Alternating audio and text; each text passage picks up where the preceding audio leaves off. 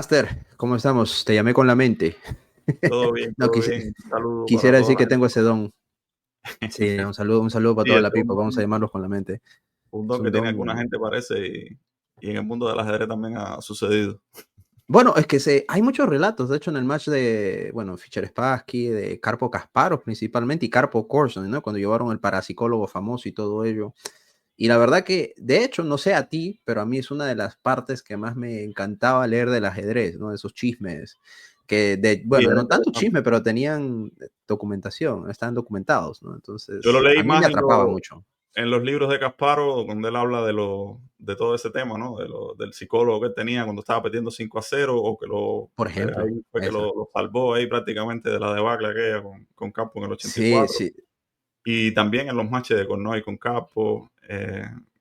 Pero sí, he escuchado también muchas historias y es Un un tema tema. que se ha dejado de ver mucho, ¿no? El tema de la parapsicología, de hecho, ¿no? Porque antes, o sea, en la época de la plena Unión Soviética y la Guerra Fría y todo esto, la parapsicología era un tema top, ¿no? Pero hoy en día ya todo lo que tiene que ver con se puede decir, con la mejora del ser humano como ser, ¿no? Como ser espiritual, se ha ido dejando de lado, ¿no? Para que la máquina pase a cumplir esa labor, incluso la inteligencia artificial que Sí. tiene su grado de lógica, ¿no? De cierta manera nos volvemos un poco más homo sapiens.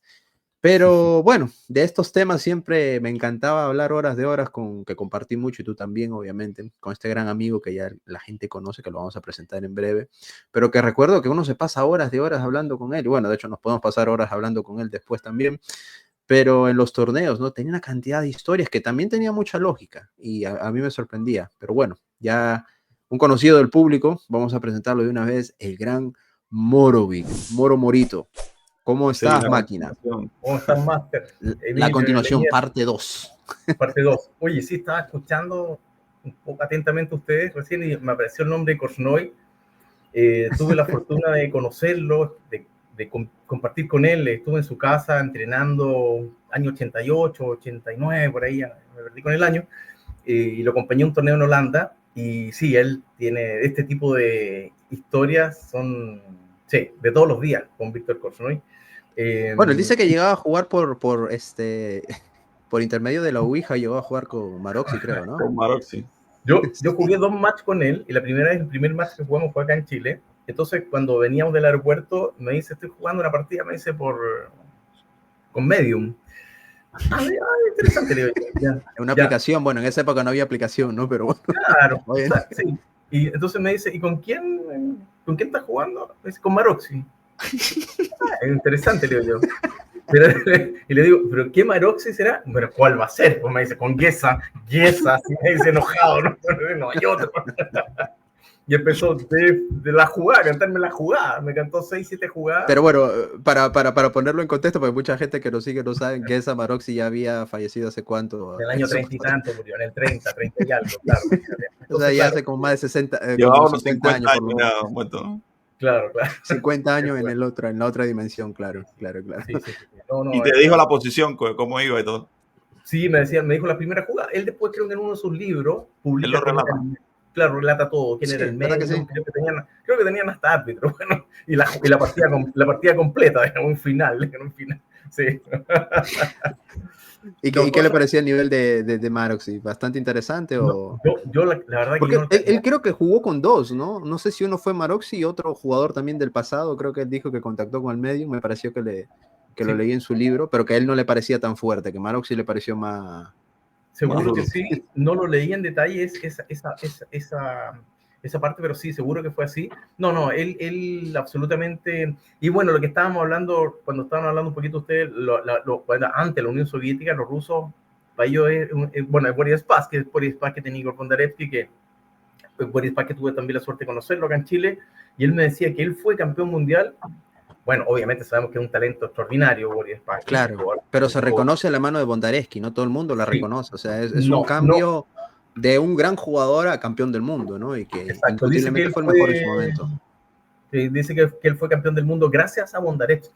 Porque claro, Bondarevsky era un gran maestro, por supuesto, pero tenía un parapsicólogo. Es decir, yo creo que influenció muchísimo en el carácter y la confianza de Spassky. Spassky tuvo, los mismos rusos lo decían en este librito que existe, Fischer versus Russian. Fischer contra los rusos, sí. Yo no lo he leído, pero tú me comentaste de él y mucha gente me ha dicho que es bueno. Es muy interesante ese libro, y entonces, claro, ahí los mismos rusos decían que Spassky, producto de una infancia muy, muy difícil, muy, muy terrible, muy traumática, claro, tenía momentos de debilidad, momentos de carácter. Mentalmente no era tan fuerte. Momento de desconfianza. Creo que hay pasajes por ahí que me tocó compartir. Yo decía que cuando él estaba niño con su mamá, decían, mamá, no nos vamos a suicidar hoy, esperemos hasta mañana. O sea, claro, o sea, ese era el nivel de vida trágica que tuvieron. Bueno, la Segunda Guerra Mundial. La Segunda Guerra Mundial impactó al mismo Korchnoi. El mismo Korchnoi relata también cómo él caminaba 5, 10, 15 kilómetros llevando los cadáveres de sus amigos a tirarlos ahí. Brutal, sí. Claro, entonces son jugadores, estamos hablando, claro, hoy día con la tecnología, estamos hablando, son chicos de la India, todos muy sanos y jugando online. Sí. No ves a nadie al frente. Por ejemplo, vemos fenómenos hoy día, por ejemplo, un niño argentino, Faustino Oro se llama. Sí. Claro, que vemos que juega muy bien partidas rápidas, pues él aprendió a jugar online, él nunca aprendió a jugar contra alguien al frente de él, que lo un poquito intimidara, sea niño, adulto, lo que sea, y él aprendió jugando contra una pantalla. Entonces, claro, como hoy día muchos de la nueva generación, ¿no? Correcto, entonces hoy día cuando tú lo ves jugando torneos, ves que no le va bien, no le va bien, no tiene buenos resultados, y es lógico, porque una cosa es jugar en una pantalla y la otra cosa es jugar contra un ser humano de verdad. Entonces, también, él juega con 3 minutos, ese es su ritmo. Y le pasas 1 hora y media y te queda mirando, te debe preguntar, ¿para qué quiero tanto tiempo si puedo jugar con 3? Entonces son varios factores ahí entre psicológicos que ha cambiado todo. Pero volviendo un poco a eso que estamos hablando, mira... Claro, la analogía con Spassky de cierta manera, o el carácter de Korchnoi, ¿no? Ese tipo uno de los primeros libros que yo leí fue El match del siglo, de Fischer contra Spassky por Grigorich. No sé si... El libro sí, lo he visto, pero no lo he leído, lamentablemente, pero lo tengo por ahí. Mira, ese match comentado por Grigorich, que se llama el match del siglo, no el robo del siglo, pero el match del siglo. Fíjate que ahí es cosa curiosa, porque Grigorich no lo dice, pero me lo comentó a mí. En un taxi del Hotel Penta en Nueva York, se jugaba el Open de Nueva York, que ya lamentablemente hace muchos años se dejó de jugar. Íbamos en el taxi, íbamos con Grigorich, y él me cuenta algo que ocurrió en la tercera partida del match Fischer-Spassky. Y esto que les cuento, bueno, me lo contó Grigorich. Grigorich es como nuestro... Esa es la primera que gana Fischer, ¿no? La Benoni. La primera de su vida que le gana la Benoni, correcto. Y se juega en una salita, en una sala pequeña, porque fue una de las condiciones de Fischer para continuar, para no irse al aeropuerto, de continuar jugando. Estaba a punto de suspenderse el match ahí después de la segunda partida que Spassky gana porque Fischer no fue y tal. Por cover, correcto. Entonces estaban 2-0 ganando Spassky y se juega en esta pequeña sala, una sala incómoda. Creo que ahí se jugaba, no sé, pool o billar o algo de eso. Una sala muy pequeña. Y había ping-pong, creo que se jugaba así. Lo interesante es que, claro, uno de los argumentos de Fischer para salir del teatro, donde jugaban, del teatro principal, digamos, es que según él había mucho ruido en las primeras filas.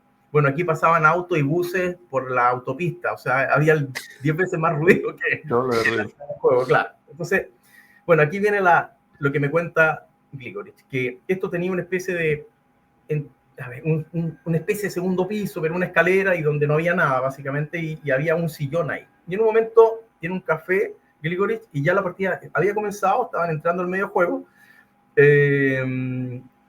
y sube Grigorich y ve a Fischer en este sillón tumbado, pero no durmiendo, sino que en un estado así como de catalepsia, es decir, no, con un cuerpo sin nada, así, vacío, sin alma, un tipo muerto ahí. Dice que no la podía creer, Grigorich estaba con el café en la mano y se quedó mirando esto media hora. Dice que de repentinamente como que le hubieran metido un fierro, un clavo en el estómago. Se lo juro, el tipo despierta, revive, digamos, y pega un salto, era Fischer y sale corriendo y baja. Y claro, se sienta a jugar y sigue la partida y la juega en 20 minutos y es 0-1. Gana por primera vez de esa forma. Entonces, este acontecimiento que cuenta Gliorich, claro, él no lo publica en su libro porque quién se lo va a creer, pero me lo contó. Es difícil, ¿no? Pero nada más para mencionar justo a la audiencia, porque muchos quizás no sepan quién es Gliorich. Gliorich, uno de los grandes maestros más fuertes de, bueno, de Yugoslavia, de lo que era la los antigua años Yugoslavia, 50, ¿no? 60. Exacto. Buenísimo. Y muy bueno, muy bueno. Y árbitro y periodista también creo que era, de profesión también, ¿no? Entonces, bueno, Gliorich, es alguien... No, un jugador muy, muy bueno. Acuérdate que estuvo en todos los torneos de candidato de los años 50 en adelante. Personales, un jugador muy competitivo. Los rusos tenían problemas contra él. De hecho, un jugador muy interesante. Un jugador muy teórico también. Aportó mucho la teoría. La India de Rey, impresionante, ¿no? Sí, algunas variantes de la española, en fin. Y una gran persona también. Bueno, y él contó esto. La verdad que podríamos estar hablando varias horas, pero claro. Y él no sabía cómo explicar eso, me imagino, ¿no? No, me lo contó tal cual, te lo conté a ti y a ustedes, y la verdad que, exacto, ahí hay un fenómeno extraño, un fenómeno raro. El tipo no estaba dormido, o sea, algo estaba haciendo interferencia entre Fischer, alguna energía externa que pasaba. Y también pienso yo que Spassky, ese match, lo dijo Boris, que fue bloqueado mentalmente, lo dejaron, caminaba por la calle pero dormido, o sea, lo estaba durmiendo. Fíjate que Spassky empezó a reaccionar en ese match de la mitad en adelante, empezó a jugar más o menos normal, más o menos bien, pero ya era tarde, ya el match lo tenía totalmente perdido. Pero hay momentos, hay partidas que es irreconocible, que no es el nivel de él. Piensa, el mismo Karpov siempre lo dijo, que el nivel, la comparación entre Spassky y Fischer, Spassky no era inferior a Fischer en ningún aspecto del juego, o sea, era mínima. Por lo tanto, ¿qué es lo que Fischer está bien? Era un jugador que era fuerza campeón del mundo, pero no era para ganarle. Fíjese, le ganó 12,5 a 8,5. Es lo que siempre decía yo, pero bueno, no, pero siempre, imagínate, obviamente, el fenómeno Fischer era muy difícil de debatir, ¿no? Por así decirlo. Pero fíjate que fue 12,5, 8,5, Emilio, bastante. Con un ball cover de cuéntale una que no fue. Exacto. Y la primera que hizo alfil por H2, que se encierra el alfil, es decir... 2,5 a 6,5, podría decir. Tranquilamente. Lo que te quiero decir es que si el match si Spassky hubiera jugado en su nivel, probablemente habría sido diferencia mínima de un punto. Ya está. O sea, lo curioso también es que el match empieza bien para Spassky, ¿no? Bueno, tiene una posición que es muy tabla, ¿no? La primera partida, la verdad es que es una partida que no debía haber pasado mucho. No, y de repente, por alguna extraña razón, Fischer le come el alfil y pierde, y después se forma todo ese drama. Fue el mejor momento de Spassky en el match, fue breve, ¿no? La primera partida, no podemos hablar de segunda partida porque en realidad no se jugó. Pero ya esa historia que tú haces es la tercera partida. A partir de ahí el match fue un calvario en realidad para Spassky. Bueno, sí, correcto. Fue una masacre las primeras partidas realmente. Y bueno, Karpov decía que fue un golpe de genio lo que hizo Fischer de no presentarse a jugar la segunda partida. Porque yo pensaba que decía el alfil por H2. Claro, no, encerrarse con llave, porque Spassky, cuando le dicen, oye, Fischer está pidiendo la condición de que si tú no quieres jugar en una sala pequeña, él se retira del match, ¿no? Entonces Spassky, un tipo muy correcto, un caballero del ajedrez, se ha sentido muy mal en el sentido de que le habían regalado un poco, y tenía un punto que no era de él, un walkover, digamos, ¿no? Entonces dice Karpov que eso le movió el centro de gravedad y le hizo aún hacerlo más inestable a Spassky en ese minuto, y por eso que él dijo, no, voy a jugar igual en esa sala, y bueno, jugó como jugó y fue masacrado realmente en esa partida y las partidas siguientes. Entonces Karpov decía, es un golpe de genio lo que hizo realmente Fischer, porque si se lo hubiera hecho Petrosian hubiera dicho, uy, qué rico, tengo un punto ganado y sigue jugando igual, no pasa nada, ¿no? Pero Spassky no, Spassky era un... Máquina, pero también hay... El mismo Karpov, sí. Karpov también se zampa el punto y feliz. Sí, no le hubiera importado nada, un carajo, ¿no? Le da más confianza, ¿no? Mucha más, aumenta la confianza. Pero también nada más para hacer como quien dice del abogado del diablo, también había como que su parte económica y muy fuerte, ¿no? De que por eso Spassky tampoco quería renunciar, ¿no? Yo me imagino el premio metálico. Yo recuerdo que se los comenté a ustedes alguna vez, pero lo hemos hablado en el programa, que yo me acuerdo que leía también, yo me leí un libro de match que no sé si era de Timan o algo, que era ese de campeón, Fischer 1972, campeón mundial y ahora, o algo así se llamaba. Sí. Que creo que es básicamente Timan comentando las partidas o algo así. Lo conozco. Sí. Y yo me acuerdo en general de niño, ¿no? De la situación, Spassky es campeón mundial y Fischer viene, pierde la primera partida, después amenaza con que se va a retirar y yo decía, pero Spassky es campeón mundial, ¿por qué no dice, bueno, ya te vas a retirar, retírate si quieres, si que está formando los problemas eres tú, ¿no? Y me quedo con el título de campeón otros 3 años o lo que sea. Pero claro, después uno entiende que hay un elemento económico ahí bestial, porque ese match, la diferencia de premio, ¿no? Tú sabes, entre ese match y el anterior con Petrosian era una cosa descomunal, ¿no? Era como... Sí, yo creo que el match de Spassky y Petrosian, con suerte, no sé, no tengo el dato exacto. Ganaron $10,000 o $20,000, algo así como mucho, ¿no? Quizás no llegó. Y yo creo que no, yo creo que menos, ¿eh? Yo creo que 3.000 o 5.000. O sea, sí, por eso parecen ridículas, vaya, comparado con lo que se gana hoy en día, pero estamos hablando del año 70 o de finales de los 60, pero justo ahí se da un salto considerable, ¿no? Ese match había más de 200,000, tengo entendido, en juego. Imagínate, mucho más, porque ya un inglés donó 250.000 libras en esa época, y claro, estamos hablando, no sé, convertido a dólares de hoy, cuánto sería la bolsa, pero estamos hablando de superar $1 millón, digamos. Era muchísimo dinero y obviamente... me imagino que para Spassky, o sea, sí, ok, te retira o se suspende el match, pero Spassky quería cobrar. Tú sabes también. Tú sabes lo que yo pienso, que si Spassky le hubiera dicho que no, que rechaza jugar en la sala pequeña, Fischer hubiera sentenciado 15 reclamos más y no se hubiera ido al aeropuerto, hubiera seguido jugando. Claro, ¿no? Claro, no, sí, ya. Lo que pasa es que una negociación ahí. Sí, pues, da la impresión como los aranceles de Trump ahora, ¿no? Que está negociando con todo el mundo ahí. De hecho, Spassky, yo creo que hay chistes por ahí incluso, como que Spassky, como que su persona favorita en la vida era Fischer casi, porque después llegó a jugar en match del 92, donde había... Lo hizo rico, ¿no? Sí. Bueno, sí. 3,5 para el ganador y 1,5 para el perdedor, tengo entendido, ¿no? O 1 millón, o algo que se llevó. Sí. O sea, ganó más dinero con Fischer en 2 matches que en todo el resto de las partidas que jugó en toda su vida. Correcto. Qué triste, ¿no? Dentro de todo, ¿no? Claro, ahora, ¿qué ocurre? ¿Qué es lo que dice? Es muy interesante lo que dice Karpov también. ¿Cuál era el problema de Spassky jugando contra Fischer? Que Spassky siempre sintió una cierta admiración por Boris. Sí. Le caía bien, le caía muy bien, sentía una admiración. Y el otro lo odiaba cuando jugaba. Entonces, mira qué terrible claro, enfrentarse a alguien que tú admiras y el otro te quiere ganar como sea. Entonces, claro, tenía esa desventaja, ¿no? Sí. Tenía esa gran desventaja. Pero fíjate, lo que hablamos acá, bueno, hay estudios desclasificados de la KGB. Spassky estuvo 5 meses concentrado en una villa, en una casa de campo, asesorado estaba Karpov estaba también, ¿no? Karpov tenía 20 años, sí, estuvo Karpov, tenía 19, 20 años, estuvo Karpov, estaba, como te decía, Botvinnik, Smyslov, Polgoyevsky, Keres, es decir, había todo un equipo de gente asesorando a Spassky, porque la meta de ellos era ganar sí o sí, como fuera ese match, porque la gente, no sé si se sabe, pero bueno, era todo el match del siglo, era una políticamente hablando. Inmensa, sí.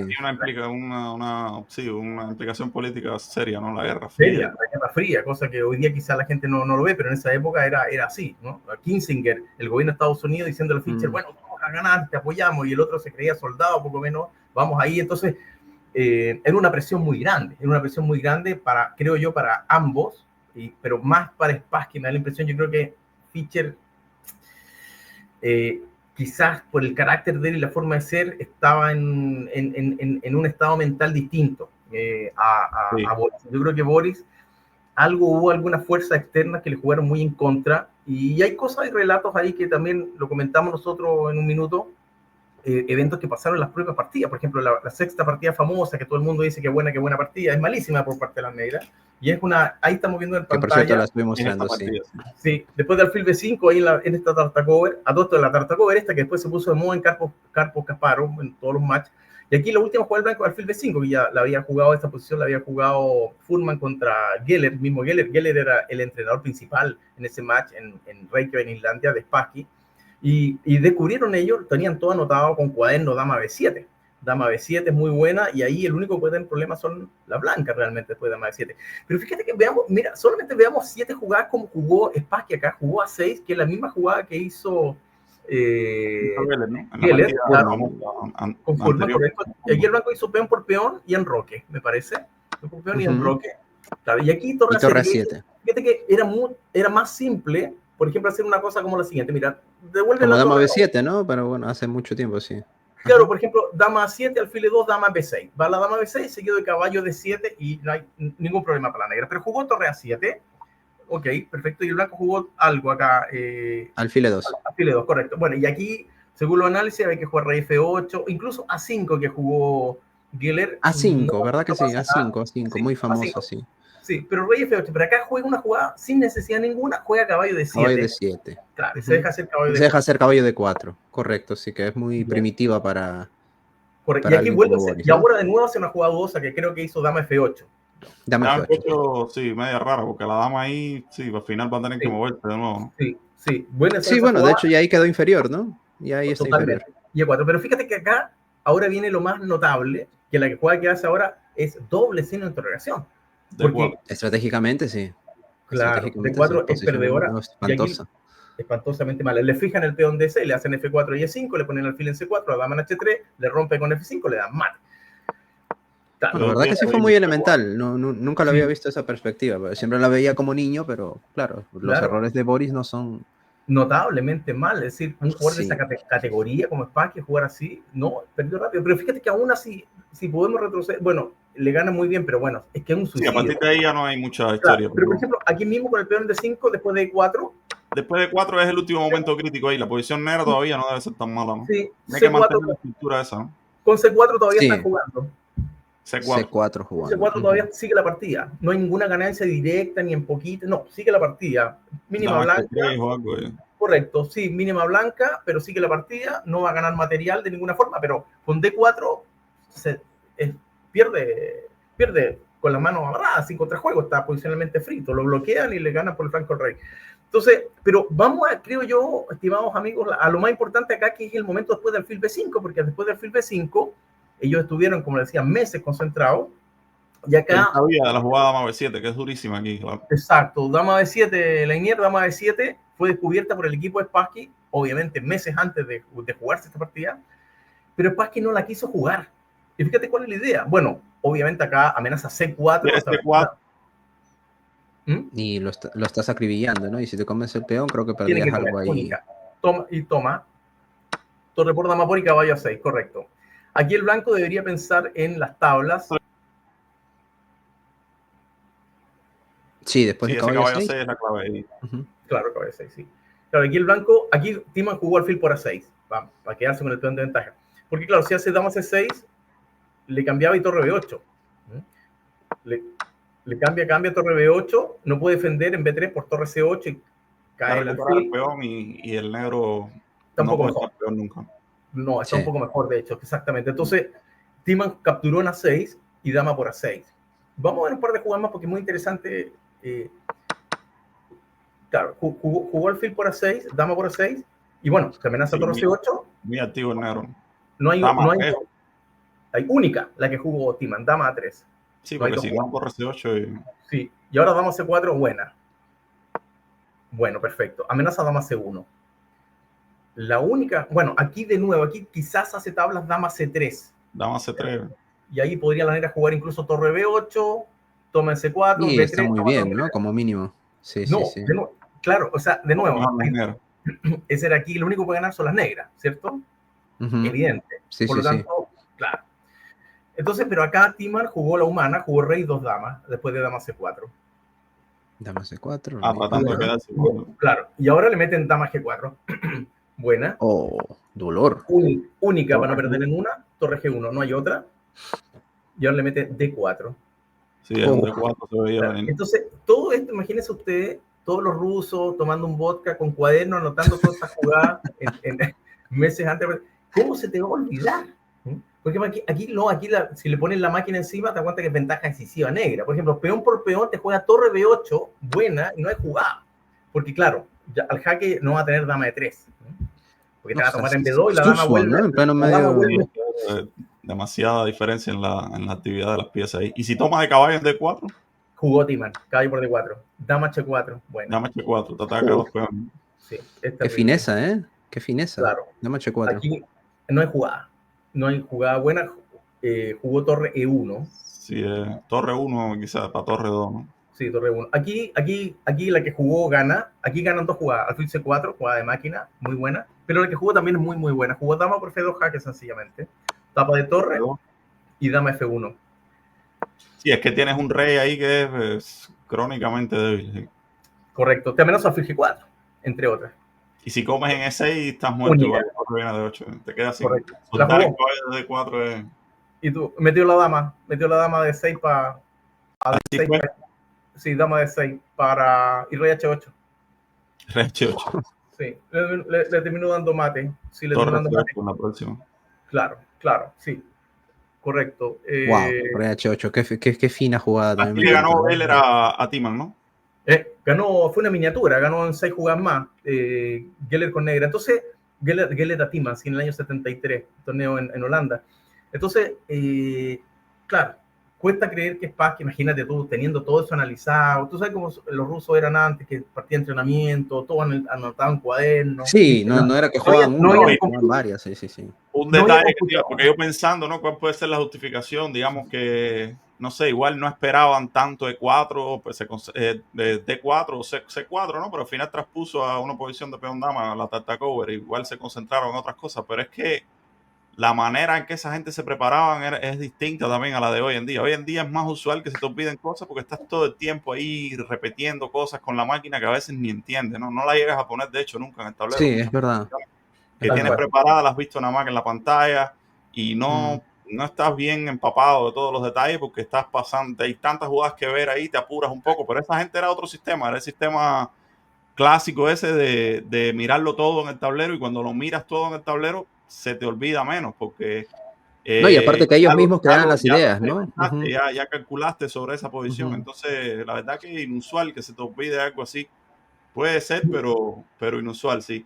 Muy raro. La pregunta es qué le pasó a Spassky. Él hablaba del famoso bloqueo mental ese, ¿no? Porque se ve que no estaba ni cerca de su mejor forma. De hecho, sí, esta partida la perdió como un niño chiquito, si te pones a ver, porque empezó a hacer jugadas malas una detrás de otra, o sea, decisiones raras, F8. O sea, caballo de 7 primero, pero ok, caballo de 7 está bien, estás desarrollando algo, pero después ya ese dama F8 es raro, teniendo jugadas más sanas ahí, no sé, poner el caballo en F6. Sí, porque era... F4, no sé cuál sería la razón de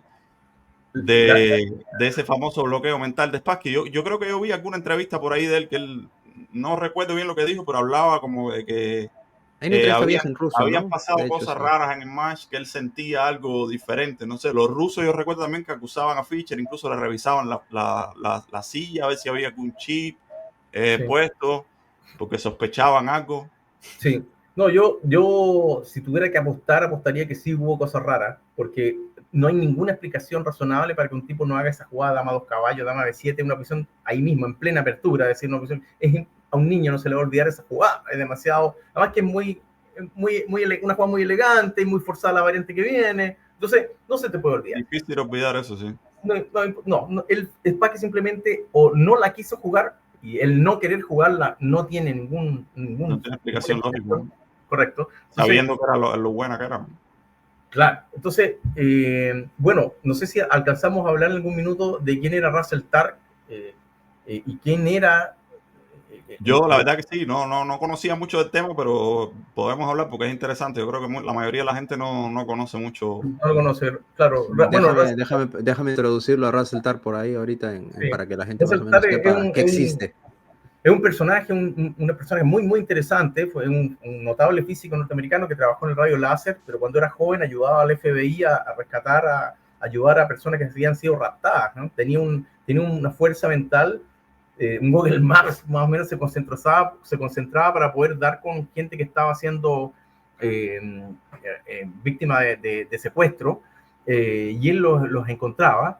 Después, un poco después de eso, él comenzó a trabajar en un proyecto secreto de la CIA, él y 3 colegas de él, en donde ellos podían dar en donde la Unión Soviética podían instalar o crear misiles nucleares, etcétera, misiles atómicos. Entonces, él trabajó en este proyecto secreto de la CIA muchos años, y tenía este poder mental. De hecho, él y su equipo recibieron ataques a distancia, ataques de espías rusos, parapsicólogos rusos que actuaban a distancia. Este se llama visión remota, que podían ver a distancia. Visión remota. Sí, ahí pone Wikipedia que tenía la capacidad de visión remota. Sí, visión remota. Sí. Y Russell Tarr, él mismo dice, porque él tiene un documental muy interesante que yo lo vi del 2019, decía que en Estados Unidos no creen en nada de esto. Y les costó convencerse de que estas cosas sí existían y por eso que invirtieron en este proyecto. Pero él decía que sí sus colegas, entre comillas, soviéticos, sí creían. Y en Rusia, ustedes saben, creían mucho en esto, en el tema de la parapsicología. De hecho, sí. Y bueno, la parapsicología, ¿no? Claro, y eventos paranormales, digamos. Entonces, bueno, la gente dice, bueno, pero ¿qué tiene que ver con Fisher? Bueno, resulta que la otra vez leía ahí que Russell Tarr estaba en el círculo cercano a Fisher en Islandia en el año 72, en el match del siglo. Y claro... era su cuñado, ¿no? Para la gente era que no su cuñado. Sabe. Correcto, era casado de la hermana de Fisher. Se casó con la hermana, con Joan Fisher, en el año 58. De hecho, era cuñado de Fisher, o sea, imagínate. Entonces, bueno, por eso que Bobby Fischer tampoco reclamaba contra Igor Bondarevsky, que era el parapsicólogo de Spassky, ¿no? Él tenía, parece que uno mejor, uno superior, estaba calladito. No pero Bondarevsky no tenía ese nivel de, bueno, ese talento, por así decirlo, en comparación a Tarrak, ¿no? Pero siempre todos los libros mencionan que, por ejemplo, Spassky se notó la mano de Bondarevsky. Claro, lo mencionas desde el punto de vista ajedrecístico, ¿no? Casi siempre omiten la parte de la parapsicología, que es como que ya si indagas un poquito más... Lo que pasa es que son temas que es difícil comentarlo, es difícil hablarlo. Imagínate al comienzo lo que te comentaba, lo que decía Glibrich, lo que él vio de Fischer. Sí. Es un estado normal que él no se atrevió a escribirlo en su libro, ¿te fijas? Porque hay cosas que son difíciles hablarla, porque sencillamente mucha gente te va a creer y una gran cantidad de gente no te va a creer. Va a decir que estás loco, claro. Correcto, sí. Claro. Entonces, muchas veces, bueno, la frase para mí es ver para creer. Cuando uno ha visto cosas, es muy fácil entender y que son posibles, pero cuando no has visto nada, vas a dudar. Entonces, o sea, que se puede pensar ahí que Fischer no es, porque siempre se dice, no, Fischer conquistó la cima del ajedrez mundial contra todos los soviéticos solo, claro. Pero a lo mejor no era tan solo, ¿no? No, yo creo pero que bueno, no, justo lo que mencionábamos lo que nos contabas, Moro, de que a partir del Interzonal, que justo fue cuando, bueno, Targ entra a la vida de Bobby Fischer, que es cuando... Justo ahí, el final del salto cuántico, ¿no? Fischer empieza a golpear. Porque él se casa con la hermana en el año 58, y en el año 58... justo en ese Interzonal, Fischer se clasifica en Portoroz al torneo de candidato en el año 59.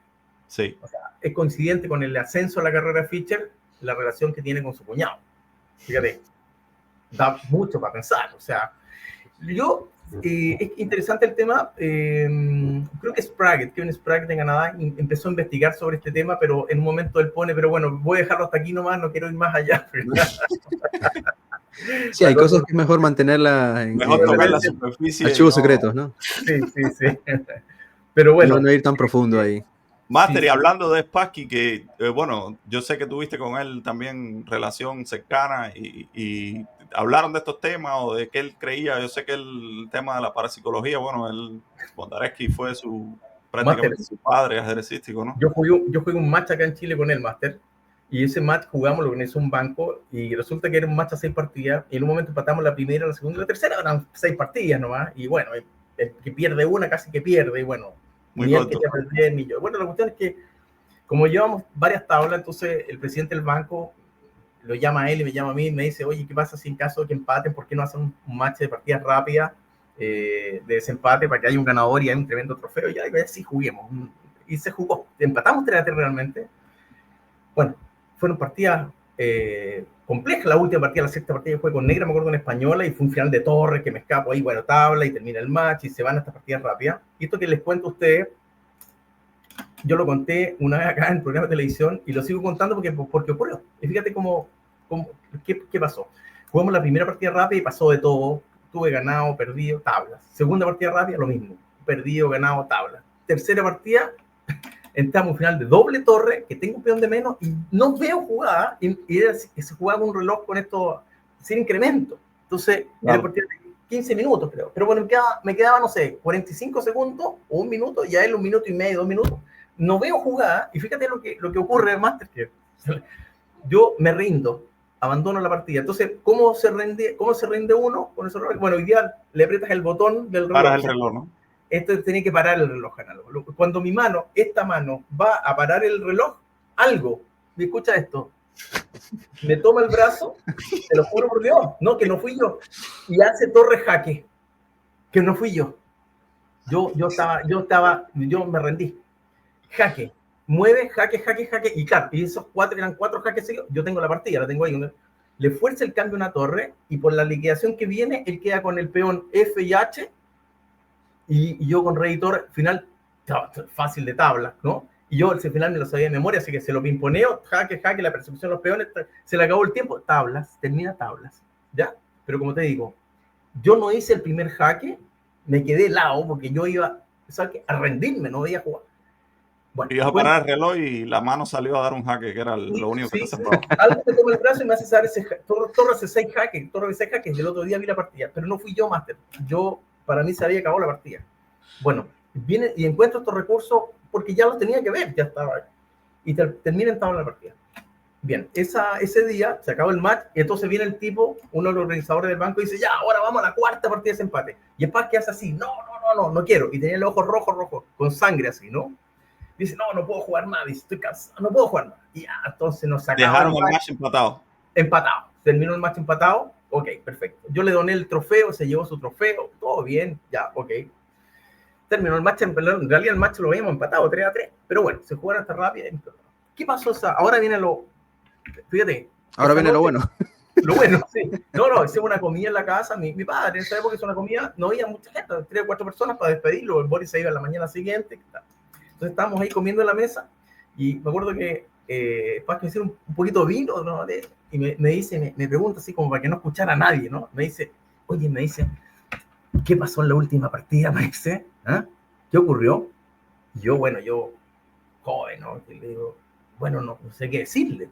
Le dijo, nada, le digo yo, no sé. No, me dice, acuérdate, me dice, que mi entrenador era Igor Bondarevsky. Y esos momentos yo los detecto inmediatamente. Me dice así. Wow. Él se dio cuenta que lo que había pasado, ¿te fijas? Claro, pero yo nunca supe lo que había pasado hasta el día de hoy. Quizás, fíjate, quizás el tipo dijo, ya, en realidad, como el match no me quiso ganar así. Y dijo, dame jaque. Quizás fue el mismo que me hizo hacer la jugada. Pero de que ocurrió ese fenómeno, Master, me ocurrió. Y claro, ver para creer. Yo siempre lo cuento porque me ocurrió y habían testigos ahí que vieron que algo raro pasó. Como te digo, fue una fuerza que se metió en la partida y me hizo hacer la jugada. Y es para que se dio cuenta, porque me lo dijo. O sea, no fue que a última hora te vino la jugada a la mente, tú detectaste algo completamente. Me tomaron el brazo, me lo tomaron con fuerza, algo me lo tomó con fuerza, y me llevó a la mano a la torre, y la ¿tú torre sentiste como una presión en el brazo? Sí. No, totalmente. Me arrastraron el brazo a la pieza y la pieza a la casilla con jaque. Me quedé helado, si no fui yo. ¿Tú crees que haya sido él mismo que no quería ganar el match o algo? Yo pienso que quería empatar el match.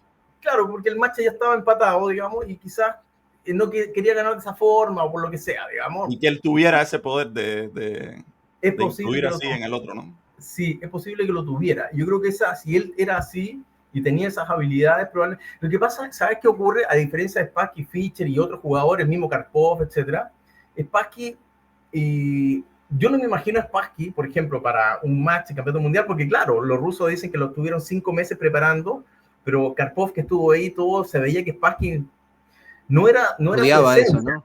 No era su esencia estar entrenando ni 6, ni 5, ni 10 horas diarias. No, Fischer sí, ¿te fijas? Pero Spassky no era el tipo ajedrecista que requiriera un máximo esfuerzo para jugar bien. El tipo era un ajedrez natural, con mucho talento, pero sin esa tremenda preparación que tenían todos los demás, ¿te fijas? Ese máximo esfuerzo que hacían muchos otros jugadores. Entonces, yo creo que Spassky tenía condiciones extraordinarias como jugador y bueno, fue campeón del mundo, y tenía también esta fuerza mental, psicológica, que yo creo que Bondarevsky le ayudó a desarrollar de alguna forma. Pienso que tenía también esas condiciones. Tenía una condición que por eso Bondarevsky se juntó con él y bueno, de cierta manera como que lo atrajo, ¿no? Se puede decir, pero después, ¿por qué es que se separaron? O sea, porque Bondarevsky era como un padre para él, ¿no? O sea, él mismo le llamaba papá. Algo pasó ahí, claro, unos meses antes del match con Fischer, lamentablemente. Unos meses antes, correctamente, sí. Sí, terminó la relación como entrenador y eso fue muy mala jugada de Spassky, creo yo. Bueno, de hecho, esta partida que estamos viendo rápido, la Tartakower con Alfil B5, que no quiso ser dama 2 caballos, le preguntaron a Bondarenki, ¿qué opina usted de esta partida? Dice, no voy a comentar nada, dice, porque Spassky sabía todo de esa variante y mira lo que pasó. Cómo perdió, fue masacrado. O sea, obviamente que hay cosas extrañas, ¿no? Que la cuarta partida, la cuarta partida con una siciliana con Sosin con alfil C4, también te cuento como para, si quieren terminar de hablar del match, pero alfil C4, que siempre Fischer hacía alfil C4, Fischer de que le enseñaron a mover las piezas, jugaba alfil C4 en la siciliana, no hacía otra jugada, ¿no? Claro, sí. Karpov me decía, yo nunca he hecho alfil C4 ni la haría, decía Karpov, ¿no? Jamás haría alfil C4 contra la siciliana. Nunca puse mi alfil en C4, decía Karpov. Siempre quedó, ¿no? Claro, Fischer sí. Entonces, le preparan esta línea, que Fischer hace una A3 y después, bueno, le hacen una 5. Y fíjate que hay un momento dado que le hacen dama G5, amenazan mate, lo defiende, en vez de dama G3 hace dama E2, que es mala, bueno, dama G3 también está un poco inferior, pero le hacen torre de 8, torre de 1, le toman en D1, torre por, y ahí, en esa posición, que ellos la tenían con tablero analizada, con cuadernito, todas las jugadas anotadas, a los rusos, alfil E3 gana y no la juega de nuevo. Es decir, ya en la cuarta partida, Spassky no quiso hacer una jugada que ganaba y que no era una jugada tan difícil realmente de acordarse, porque era una jugada que recupera material y el alfil de C5 pasa a F4, E3, F4 y queda dándole mate a un rey que está en H1. Entonces, ese mismo Karpov me lo dijo, que ellos lo analizaron. Es decir, Spassky lo analizó y sabía el remate y de nuevo, se le olvidó, entre comillas. Fíjate, entonces, bueno. Puede ser que a propósito también, porque Spassky incluso también comenta que como que ser campeón mundial no era su estilo, ¿no? Era como que mucho protocolo, tenía que ir a reuniones, defender el comunismo, algo que él estaba totalmente en contra, y claro, era como que se sintió liberado al momento de ceder la corona también, ¿no? Como que dijo, bueno, quiero ser campeón mundial ganando la Petrosian, pero ya cuando comenzó a existir todo este aura político, ya como que, no sé, quizás él también mismo dijo, ya... Salgo de esto, ¿no? Sí, también. No, está dentro de las posibilidades, obviamente, claro que sí. Bueno, Spassky pierde este match con Fischer, sin embargo, después en el año 73 gana el campeonato soviético en forma impresionante. Sí. O sea, lo arrasa y estaban todos los mejores, jugó muy, muy bien, ¿eh? O sea, eso te muestra que el nivel que él estuvo en este match con Fischer no era su fuerza, estuvo bajo su nivel, lamentablemente, porque yo creo realmente que quizás Fischer había ganado, pero por la mínima, si es que... Y el matchecito después pierde contra Karpov, el match ese de los candidatos en el 74 fue, ¿no? ¿Contra Karpov? Antes de, Spassky con Karpov, que después Karpov liquida a Kornoy en la final de candidato, que terminó siendo el match al final, ¿no? Porque Fischer no jugó, pero yo recuerdo a Kasparov diciendo en el libro que creo que Spassky empieza ganando igual, parecido al match con Fischer, ¿no? En ese match, y como después de 8 partidas, el score era igual, ya Karpov ganando por 4 puntos, por 3 o 4 puntos, algo así, similar a lo que había pasado en el match con Fischer, y Kasparov dice, es una confirmación o una prueba de que Fischer y Karpov tenían un nivel similar, porque más o menos le ganaron a Spassky de la misma forma. ¿Qué tú crees de esa época, del matchecito ese? Sí, Spassky decía que él le molestaba muchísimo jugar contra Karpov. Sí, decía Spassky que no le podía leer la mente. Sí. Claro, creo que le decía, no puedo jugar contra ti porque no entiendo tu jugada. No entiendo tu juego, no le puedo leer la mente a Karpov. Decía, sí a Kasparov, pero no a Karpov. Bueno, de hecho, con Kasparov, ¿cómo era su score? Esa sí no me... Sí, le ganó como 2 partidas, creo que eran 2-2, algo así, ¿no? Sí, parejo. Pero tenía un score muy, muy negativo con Karpov, por ejemplo, ¿ya? Sí, Karpov Claro, pero ahí pasa también, hay un tema, fíjate, el tema siguiente, que uno va en ascenso, Karpov, completamente. Spassky ya, lo que tú mismo decías, Emilio, él fue campeón del mundo y ya después de eso, él mismo decía, yo después de eso ya no tenía la energía para hacer. Entonces, piensa, uno va en ascenso y Karpov además tenía un repertorio muy difícil para un Spassky que a lo mejor no estudiaba ni 4 horas diarias, contra un Karpov que estaba todo el día contra el ajedrez. Todo el día machando y venía con la motivación de... Sí, te jugaba peón rey y ¿qué le ibas a jugar si no estabas muy bien preparado? Entonces no era fácil enfrentar a un tipo como ese, como Karpov en ese momento. Entonces, claro, le costaba jugar. Ahora, el match del 74, efectivamente, por ejemplo, hay gente como Boretsky que decía de que ese fue el mejor momento de Karpov, de su carrera. Cosa rara, ¿no? Porque uno pensaría que habría sido después del 78, después del match con Korchnoi, o el 80, 81, claro. Pero decía Boretsky que no, que fue el 74. Ahora, también decía Karpov que se preparó tan bien para jugar a enfrentar a Spassky que sabía que era el match, ese era el match a vencer. Es decir, tenía claro que Karpov, ese era la mayor dificultad. Le preocupaba más que Korchnoi. Mucho, más que Korchnoi, claro. Entonces, decía que se preparó tanto y tan bien para ese match, esto estamos hablando del año 74, que con esa preparación que tuvo, le sirvió para ganar torneos hasta el año 80. Eso siempre se ha escuchado, ¿no? Se ha escuchado incluso también, creo que también mencionan de Anand, por ejemplo, cuando se preparó y que su repertorio le alcanzó para tener buenos resultados. De Nepo también comentaron eso, o sea, que qué tan extenuante puede ser la preparación para un título mundial, ¿no? En esa época, sobre todo, tiene lógica, ¿no? En la época actual es casi ya impensable, ¿no? Cambia mucho, muy constante, ¿no? Te puedes preparar 6 meses y te sirve para 2 días, ¿no? Pero, o sea, no, un poco más quizás, pero no Sí. así. En esa época, claro, no habían las computadoras y un análisis bien hecho, sobre todo con toda la gente que tenía ayudándolo. Imagínate tener a Tal, al mismo Capo, en el caso de Spassky, ¿no? Pues más con Fischer o después Campo igual tuvo unos equipos de esos, de todos los soviéticos prácticamente, diciéndole ideas y cosas. Sí. Si lo comparas con lo que tenían las demás gente, que no eran soviéticos sobre todo, la ventaja era gigantesca y la ventaja siempre está ahí. No hay una computadora que es como el gran equalizer, le dicen al módulo, ¿no? Te va a decir lo mismo a ti en China que al otro en Moscú, que al otro en Chile o en Cuba. En esa época tenías un buen análisis hecho de la Tartakov. En las libretas, ¿no? Sí, sí. Tenías tú todos los cuadernos ahí con Kere, Geller, el otro, Polovaevsky y tal.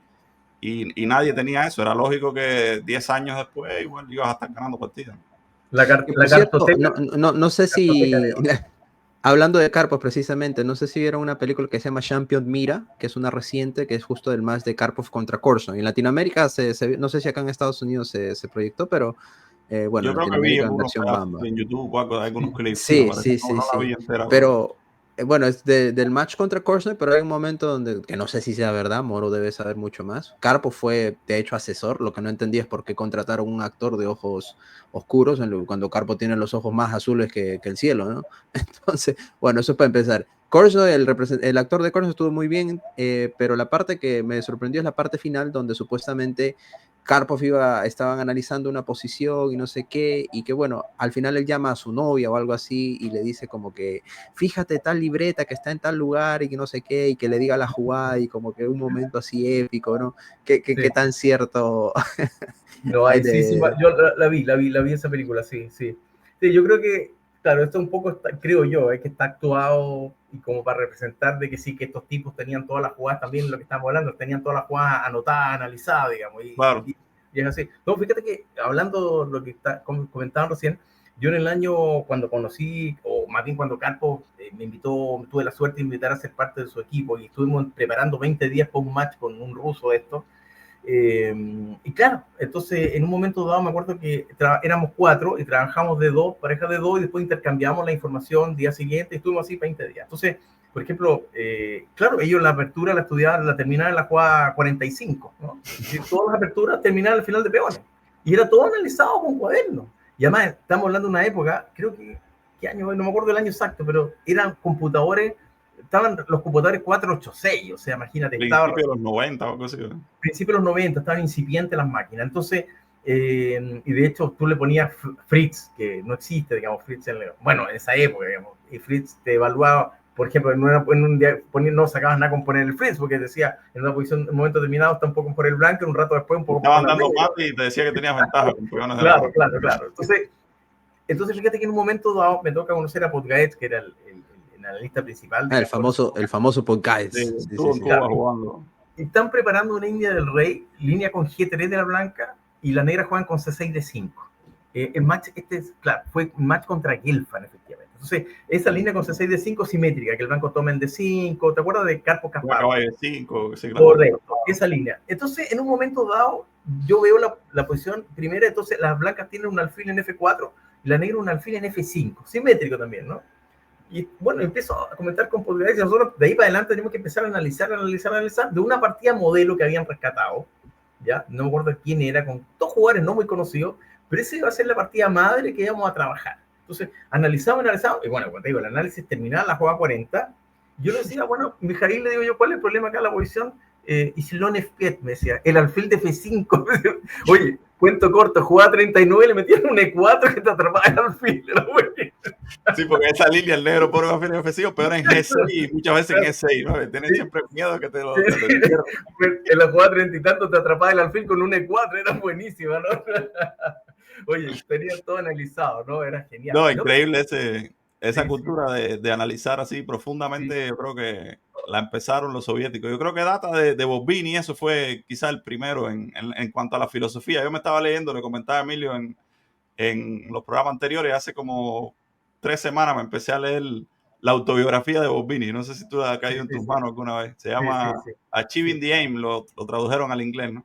Es él narrando su vida y súper interesante para mí, que no, o sea, siempre había escuchado de la vida de él y de su historia y eso, pero narrada por otro, ¿no? Los libros de Kasparov te narran desde un ángulo, pero breve la mayoría de las veces, pero él ahí te dice con detalle. Y bueno, entre otras cosas, tantas que todo es súper interesante porque habla de Capablanca, cuando lo conoció, a la mujer de Capablanca, Lequina, toda esa gente. Pero hablando de este tema de la apertura, él le llamaba mi método, ¿no? Dice, yo desarrollé un método de preparación para los torneos, no sé qué cosa. Y el método al final era, o sea, más allá de toda la rutina de él, tenía una rutina donde hacía ejercicio por las mañanas, caminaba, físicamente le ponía para estar con energía y eso. Y además era un tipo, parece que naturalmente tenía energía, era un buen competidor, me da la impresión a mí, ¿no? Era un tipo que no tenía miedo y tenía energía así natural para jugar. Pero el método consistía mayormente en eso, en llevar el análisis o la preparación de apertura a un nivel un poco más allá de lo que la gente estaba habituada en esa época.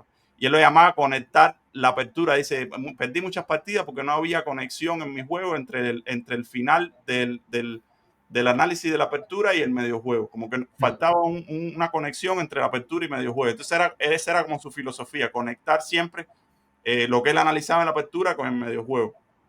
Y yo entiendo, bueno, de los planes típicos y cómo va a jugar después, tiene en mente ya cómo quiere jugar hasta el final, ¿no? Que eso lo comentaba Cranny un poco en el programa con nosotros. Sí, de hecho, me vino a la mente eso, sí. En un momento, ¿cuál fue la razón de que tú fueras así tan conocido por una preparación de apertura de esa salvaje? Y él decía, no, yo siempre tuve ese talento como para conectar un poco, y él fue de la escuela de Bobvini, así que por ahí a lo mejor, pero desde esa época ya yo creo que Bobvini fue el que instaló eso en la cultura ajedrecística soviética y mucha gente lo siguieron de la generación de él y de las generaciones que vinieron después.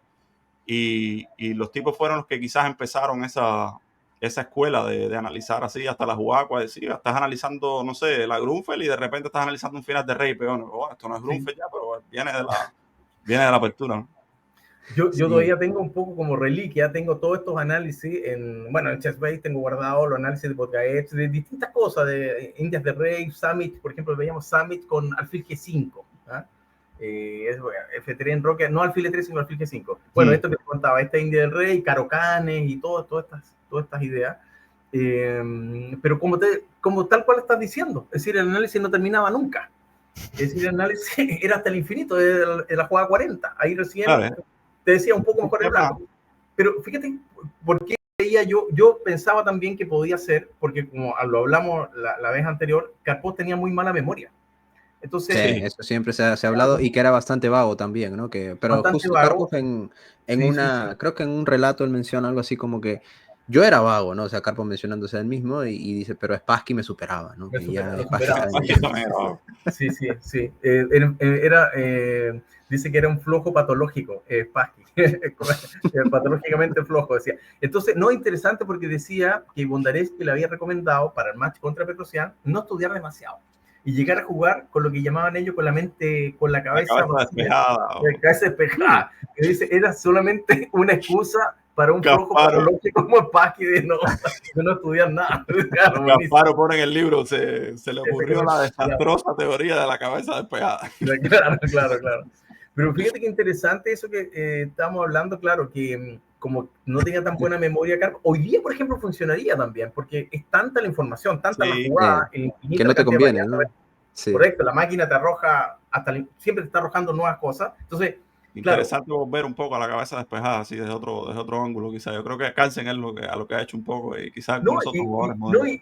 Y también a lo que te quería decir, al poder repasar, digamos. Entonces, que la apertura no termine justamente ahí y ir un poco más allá. Bueno, a eso le beneficiaba a Karpov, porque como tenía mala memoria, le repasaban hasta la jugada 40, ¿no? Entonces, porque por ejemplo, si tú estudias hasta la jugada 17 solamente, en un momento dado te puede pasar, oye, pero ¿cuál es la jugada 15? Exacto.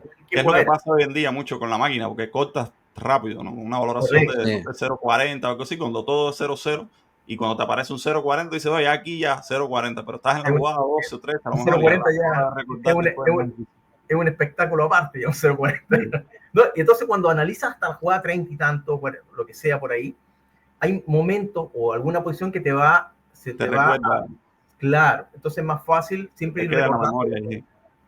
Es un método, ellos repasaban muchísimo, me acuerdo que era enfermante como repasaban, lo mismo, era tedioso, aburrido, y claro, lo hacían justamente lo mismo que habían visto ahí. Es un método, justamente para que no se te olvide, porque claro, bueno, y de hecho, bueno, funciona así, o sea, por ejemplo, me acuerdo que nosotros preparamos este match que se jugaba, qué sé yo, un mes y medio después, a lo mejor si esas mismas aperturas que estaban viendo ahí, Karpov se le daba, qué sé yo, un año después, no se iba a acordar, porque bueno, no tenía buena memoria, pero sí le funcionaba este método a lo Botvinnik, digamos, sí es bueno. Sí. Digamos, es bueno. Sí, yo creo que esa influencia de Botvinnik llegó hasta Kasparov, incluso Kranny, ¿no?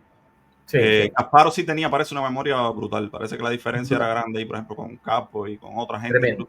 Sí, dice que tenía una cosa, o sea, miraba una cosa en un análisis y se acordaba años después o cosas así con detalle.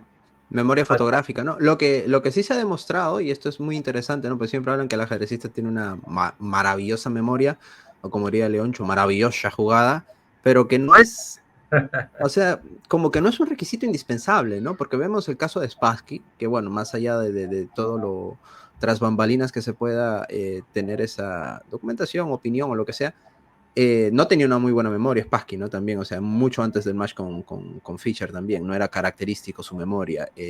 Bueno, Karpov ni se diga, ¿no? Es probablemente el campeón mundial con menos memoria que ha existido en la historia, ¿no? Y bueno, no sé, otros grandes jugadores, de pronto, no, es que en aquellas épocas tampoco la memoria era tan importante, no sé si ya nos remontamos Capablanca, Alekhine, el ajedrez era otro, ¿no? Hoy en día... Capablanca, no. Creo que es diferente, ¿no? No era de memoria, ¿no? No, lo que pasa es que es un poquito, Emilio, lo que decía Boretsky al final del día, que él catalogaba, ponía a los jugadores en la categoría de jugador lógico y el intuitivo. Entonces, el lógico... Él los definió así, cierto.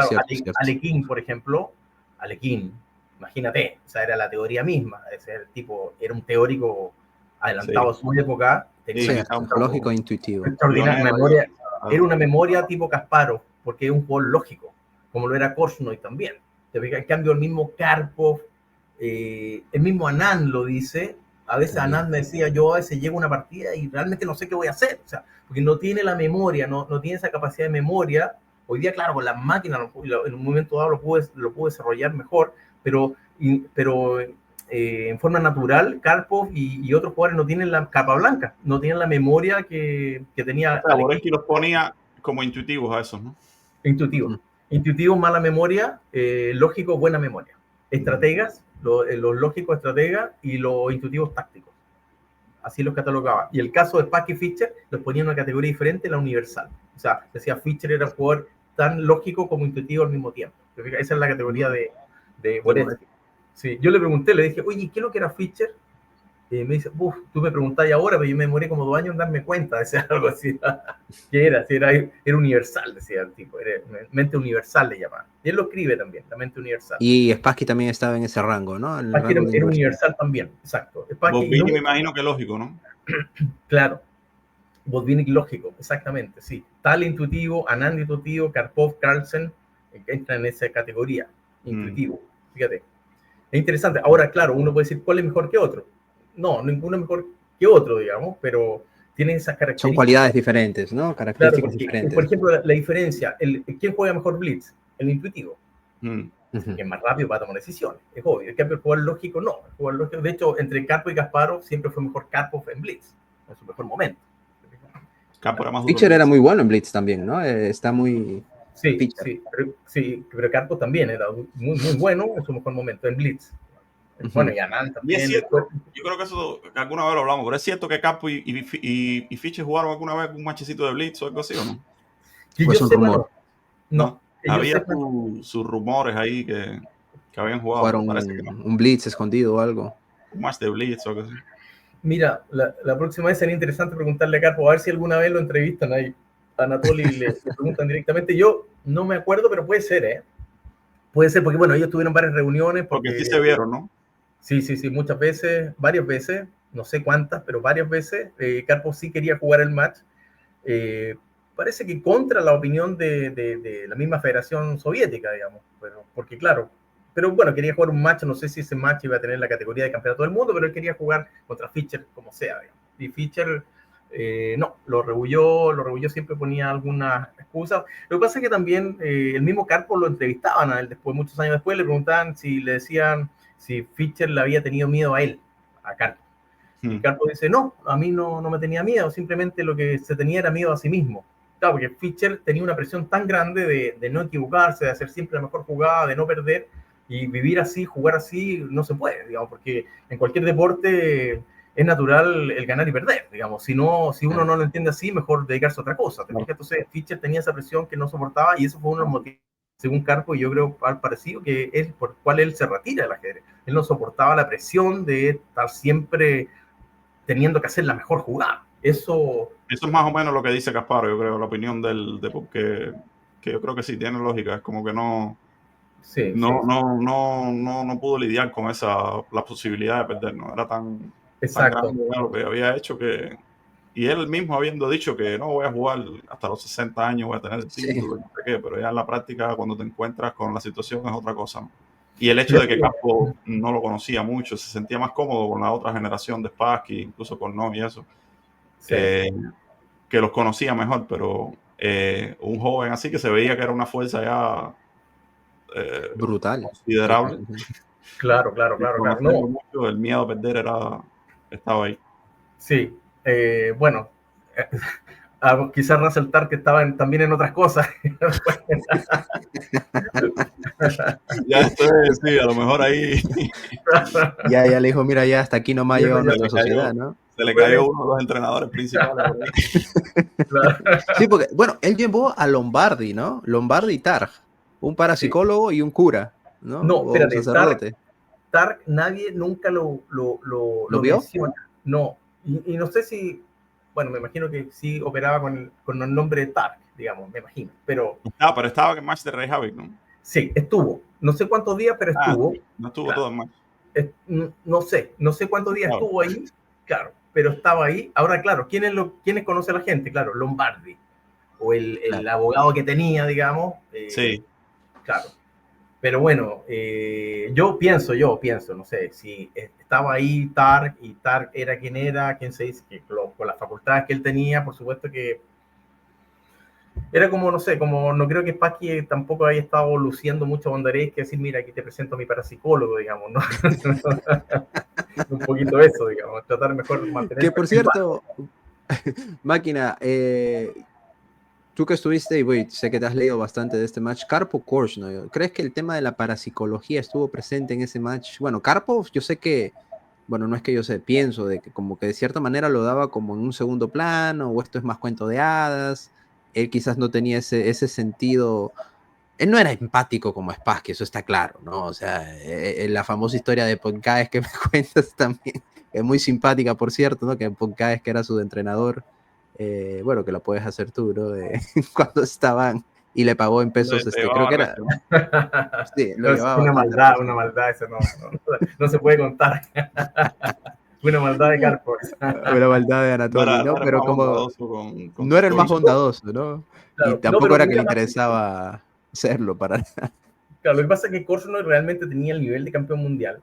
Pero claro, fíjate contra quién se enfrenta y a qué edad, porque ya tenía 47 años. Impresionante, con 48 años, 47 años. No tenía... Exacto, jugaba muy, muy bien, porque claro, en un momento va perdiendo 5-2, pero también antes pudo haber ganado alguna partida. Bueno, la cuestión es que logra empatar a 5, ¿te acuerdas? Sí. Y ese match 78. Y Baguio, 78.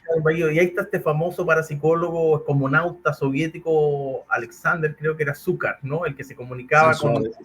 Zúcar se comunicaba telepáticamente con los astronautas que llevaban, qué sé yo, 6 meses, un año en el espacio. Le ponían a su familia para que él mentalmente les transmitía mensajes. O sea, era un tipo que tenía estas facultades también, de estos poderes psíquicos. De visión remota, ¿no? De visión remota, Al claro, estilo TARS, exactamente. ¿no? Al estilo Sí, TAR, sí, correcto. Sí. Y él estaba en el equipo decía, correcto, o sea, Karpov me decía que Karpov sí se dejaba muy fácilmente influenciar por todo esto, era muy influenciable. Entonces, por ejemplo, mira, existe la hipnosis clínica, eso existe, y hay personas que es más fácil que se sugestionen a sí mismas, digamos, y que caigan en estado hipnótico que otras. Bueno, y Korchnoi era de las personas que era más fácil de sugestionar. Entonces, si le ponías a este famoso Zúcar en primera fila sentado mirándolo, obviamente que le iba ya a... solo lo iba a ya, correcto, ya lo liquidaste. ¿Te fijas? Entonces, claro, en cambio, si se lo ponías a Karpov, que ponía una muralla de hielo ahí, le daba lo mismo. O sea, le iba a insultar de vuelta, qué sé yo, no le influir. Entonces, claro, un tema de caracteres, ¿te fijas? Entonces, en ese sentido, pues no, Korchnoi sí, acuérdate que Korchnoi después comentaba cosas, bueno, a mí también pasaron episodios, lo voy a contar, comiquísimo. Claro. Yo fui analista de él en OHRA, UHRA en Holanda, torneo que él ganó. Después por supuesto, mucho después de que él sí, ya estaba... año 80 y... ¿Cuánto ahora sí? 88, por ahí 89, no bueno, pero en esa época ganó ese torneo. Torneo bien fuerte, ganó él, jugó muy bien. Me acuerdo que una mañana estábamos preparando el juego con Negra y le iban a hacer E4. John Nunn creó una E4. Entonces preparamos una siciliana SO5 contra el Phil C4 que jugaba el inglés. Y bueno, llega la hora de la partida, le hacen E4 y Korchnoi hace E6. Y bueno, te juegan la partida de 4 de 5, le hacen caballo de 2 y bueno, gana como en 25 con Negra, ¿no? Y después yo lo veo y le digo, oye, pero déjate de joder, le digo yo. ¿Qué es lo que te pasa? Estamos viendo al Phil C4, se te ocurre hacer E6. Sí, me dice, inspiration. Se inspiraba. No, pero fíjate lo que pasa un día. Estamos ahí, qué sé yo, desayuno, bueno, habíamos preparado, estamos en la habitación de él ahí en un momento dado preparando algo y ya miramos alguna cosa y después, bueno, me dice, oye, juntémonos abajo en 20 minutos, media hora, tomar un café, ya le digo, juntémonos abajo. Llega y cuando lo veo pálido el tipo. Sí, pero me dice, porque yo antes de estar con él en el torneo, estuve en su casa, con su mujer, con Petra. Petra estuvo en su casa, Petra nos fue a dejar al aeropuerto. ¿No? En Wohlen, creo que se llama la ciudad. Claro, en Wohlen, sí, en Suiza. Ahí de ahí nos vinimos a Holanda, a Ámsterdam, al torneo. Pero ella se quedó, ella no viajó con nosotros. Entonces, bueno, estamos ese día, mitad de torneo, y me encuentro en la cafetería, baja el Korchnoi y lo veo descompuesto el tipo. Y me dice, sí, pero como loco, ¿no? Me dice, estuvo aquí, me dice. She was here. ¿Quién? Estuvo aquí, me dice él, a mí. ¿Quién estuvo? She was here, me dice. Ella estuvo aquí. ¿Quién? Le digo yo. Ella, Petra. Petra. Dice, estuvo Petra. Qué bueno, le digo. ¿Y dónde está ahora? Le digo, no, estuvo, me dice. Claro, estuvo y se fue, me dice. Pero ¿cómo vino? Y me muestra un papel que tenía él, lo tenía puesto, lo recogió de su cama, en la mitad de la cama, que decía, hola Víctor, te deseo suerte, escrito por ella, con letras según él de ella, hola Víctor, te deseo suerte, te quiero mucho Petra, I wish you good luck. Yo lo leí el papel, según él era Petra, que vino volando poco menos, se metió por la ventana del hotel y le puso esta nota y se la dejó el tipo. Entonces, es impresionante. Yo digo, bueno, ¿qué habrá pasado ahí? Vino Petra volando, es una opción. Opción 2, que alguien del hotel, de los jugadores, le haya hecho una broma, le haya escrito el papel y se lo haya puesto arriba de la cama. Pero él se lo creí, él venía descompuesto, o sea, es decir... un tipo muy, muy susceptible a esas cosas, ¿no? Totalmente, acuérdate de un match con, ¿quién era? Con Spassky mismo, ¿cómo era el tema? Que no podía mirar a quién era. Sí, que nunca estaban los dos en el tablero, ¿no? Claro, porque en un momento se cuelga una pieza grande o pierde la partida en una jugada, creo que pierde una pieza, una dama. Y dice, la única persona que era capaz de realizar esa jugada era Petra. Por lo tanto, alguien le mandó la señal a ella y ella me miró y me la rebotó a mí. Era buenísima esa. O sea, siempre le buscaba la quinta pata al gato. Era genial. No, pero Korchnoi era un jugador extraordinario. Así, cuando estábamos preparando algunas aperturas, el tipo buscaba, fíjate, el tipo un día me dice, no sé qué hacer a peón rey, me dice. No sé qué jugar, me dice a peón rey. Y el tipo, bueno, imagínate, en esa época había escrito las enciclopedias de, qué sé yo, de la misma francesa, algunas españolas, española abierta, algunas sicilianas, lo había escrito todo él. Entonces, no sé, me dice, no sé qué mierda hacer a peón rey, así. Entonces estábamos estudiando una francesa, ¿no? Una francesa, de esas que se juegan, bueno, Emilio, que la sabe, estas francesas que después la jugó Morosevich, que se yo, la variante con caballo. No, con caballo F3. Claro, caballo F6. Ah, el Steinis. Claro, ponte tú alfil G5, toma, alfil E7 y alfil por F6 toma con G, con F, ¿ya? Y claro. Que después, por alguna razón, él analizaba que la negra metía en una 6 con B5, que hoy día se ha jugado. Sí. Pero bueno, que se juega bastante ahora también. Bastante, claro, pero eso, ojo, que él lo analizó, yo lo analicé en la casa de él, estamos hablando de años 88, 89, y eso se jugó mucho después. Sí. Mucho después, o sea, ya se ha revivido. Se ha intentado convencer al máster para la francesa, pero no, él dice que yo no sé pas. Todavía no ha llegado a ese punto. No ha llegado a ese punto. Me falta un par de años más. Me falta un par de años para descubrirla. Ya. Está bien. No, interesante. No, yo he leído que el tipo era muy trabajador, también muy analítico y eso, que analizaba. Pensamiento muy lógico, ¿no? Los que contaban, ¿no? Sosonko y otros, tuvo mucha gente, creo, ahí con él, ¿no? Iván Chu, de la nueva generación.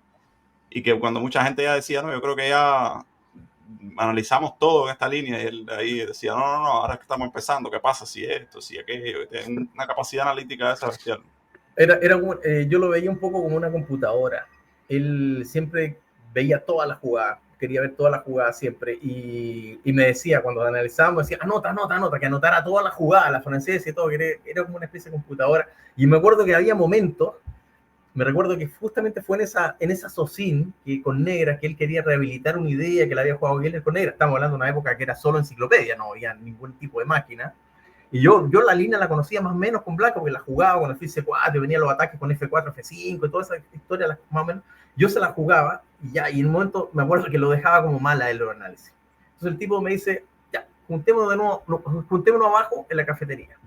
El tipo estaba ahí un rato, se afeitaba, bajaba, estaba en la cafetería, y me dice, encontré una idea, me dice. Hice un mazazo, una jugada que encontraba con negra defensiva buenísima. O sea, el tipo mientras estaba en el baño afeitando se encontraba la jugada. A veces había momentos que me decía, let me think, decía, déjame pensar. Y se ponía fumando, a pensar en la jugada, 2-3 minutos, y ahí también. Te sacaba una idea, un mazazo. O sea, son jugadores con ese nivel tipo Karpov de, no sé, no tuve la suerte de analizar con él, pero el mismo Spassky tenían esa capacidad de análisis tremenda, ¿eh? Campeones mundiales tienen ese Yo vi un videito de él en YouTube de hace poco, y él está viejito ya, un match que jugó con Spassky, que lo jugaron en San Petersburgo, los dos son de ahí, después que ya los dos estaban, o sea, ya ancianos, y juegan ese match ahí, creo, no me acuerdo si gana él por un punto, juegan 4 o 6 partidas, algo así. Y él gana la primera partida, pero desde una posición pareja, totalmente final ahí, 2 torres, caballo por banda, y él está un poco peor, porque tiene una estructura ligeramente peor, pero de alguna manera le gana ahí. Y están como analizando en el tablero después en el video, ¿no? Después que se acaba la partida. Y no, me gustó porque se mantiene súper agudo ahí. O sea, tiene, no sé, en ese momento, yo creo que tiene más de 80 años. Sí. Se le ve ya físicamente que no es el mismo, ni siquiera de cuando tenía 70 y eso, que estaba viejo, pero se mantenía un poco con más de vigor. Pero ahí estaba ya como, tú sabes, como se ponen ya los viejitos que claro. ahorita no pueden ni caminar.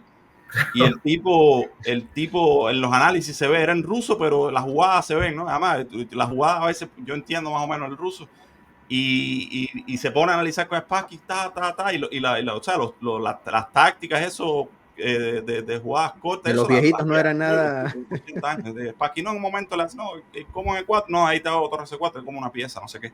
Súper agudo el tipo todavía, con esa edad, impresionante. A mí me impresionó siempre mucho eso, de que el tipo llegara a donde llegó, o sea, a casi su mejor momento con 47 años, eso hoy en día es impensable. No sé, Anand todavía jugó los últimos matches con Carlsen, eso con 2000, tenía más de 40 ya. Pero 47, 48 años, brutal, ¿no? Yo leí en el libro ese, uno de los libros de Sosonko de él, se llama Evil Doer, como el hacedor de maldad, que se lo dice jocosamente.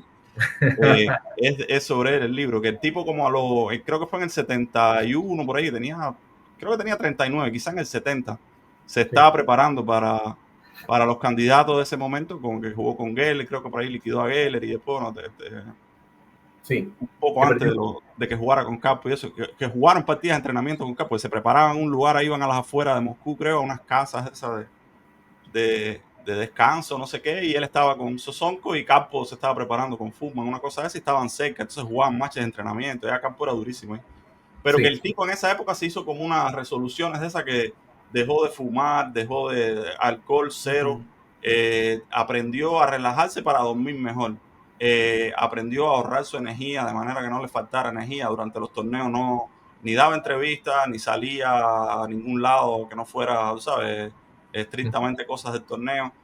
Y como que a esa edad, imagínate, 40, 41 años, empezar a decir, bueno, ahora es que voy a hacer las cosas en serio, ¿no? Voy a tomármelo más profesional y eso. Es súper impresionante, ¿no?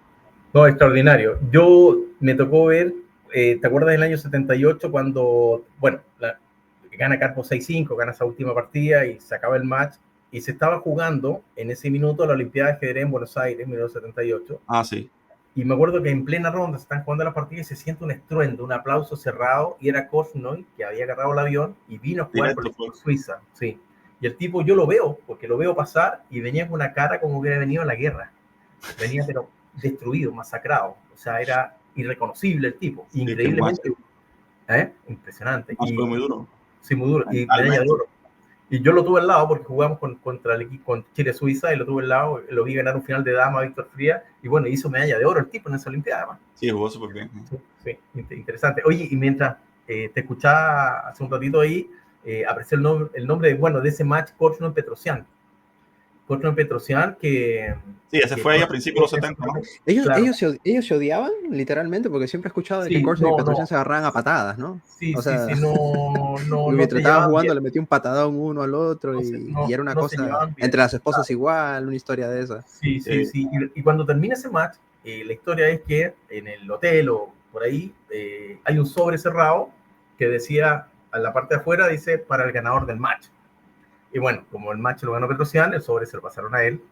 Y venía con un análisis adentro, que era el análisis de la variante de un candidato maestro de apellido Chevanenko, que, claro, es la línea contra la que, curiosamente, es una siciliana, que el golpe de 5, la primera... La que le juega a Petrosyan a Fischer esa, ¿no?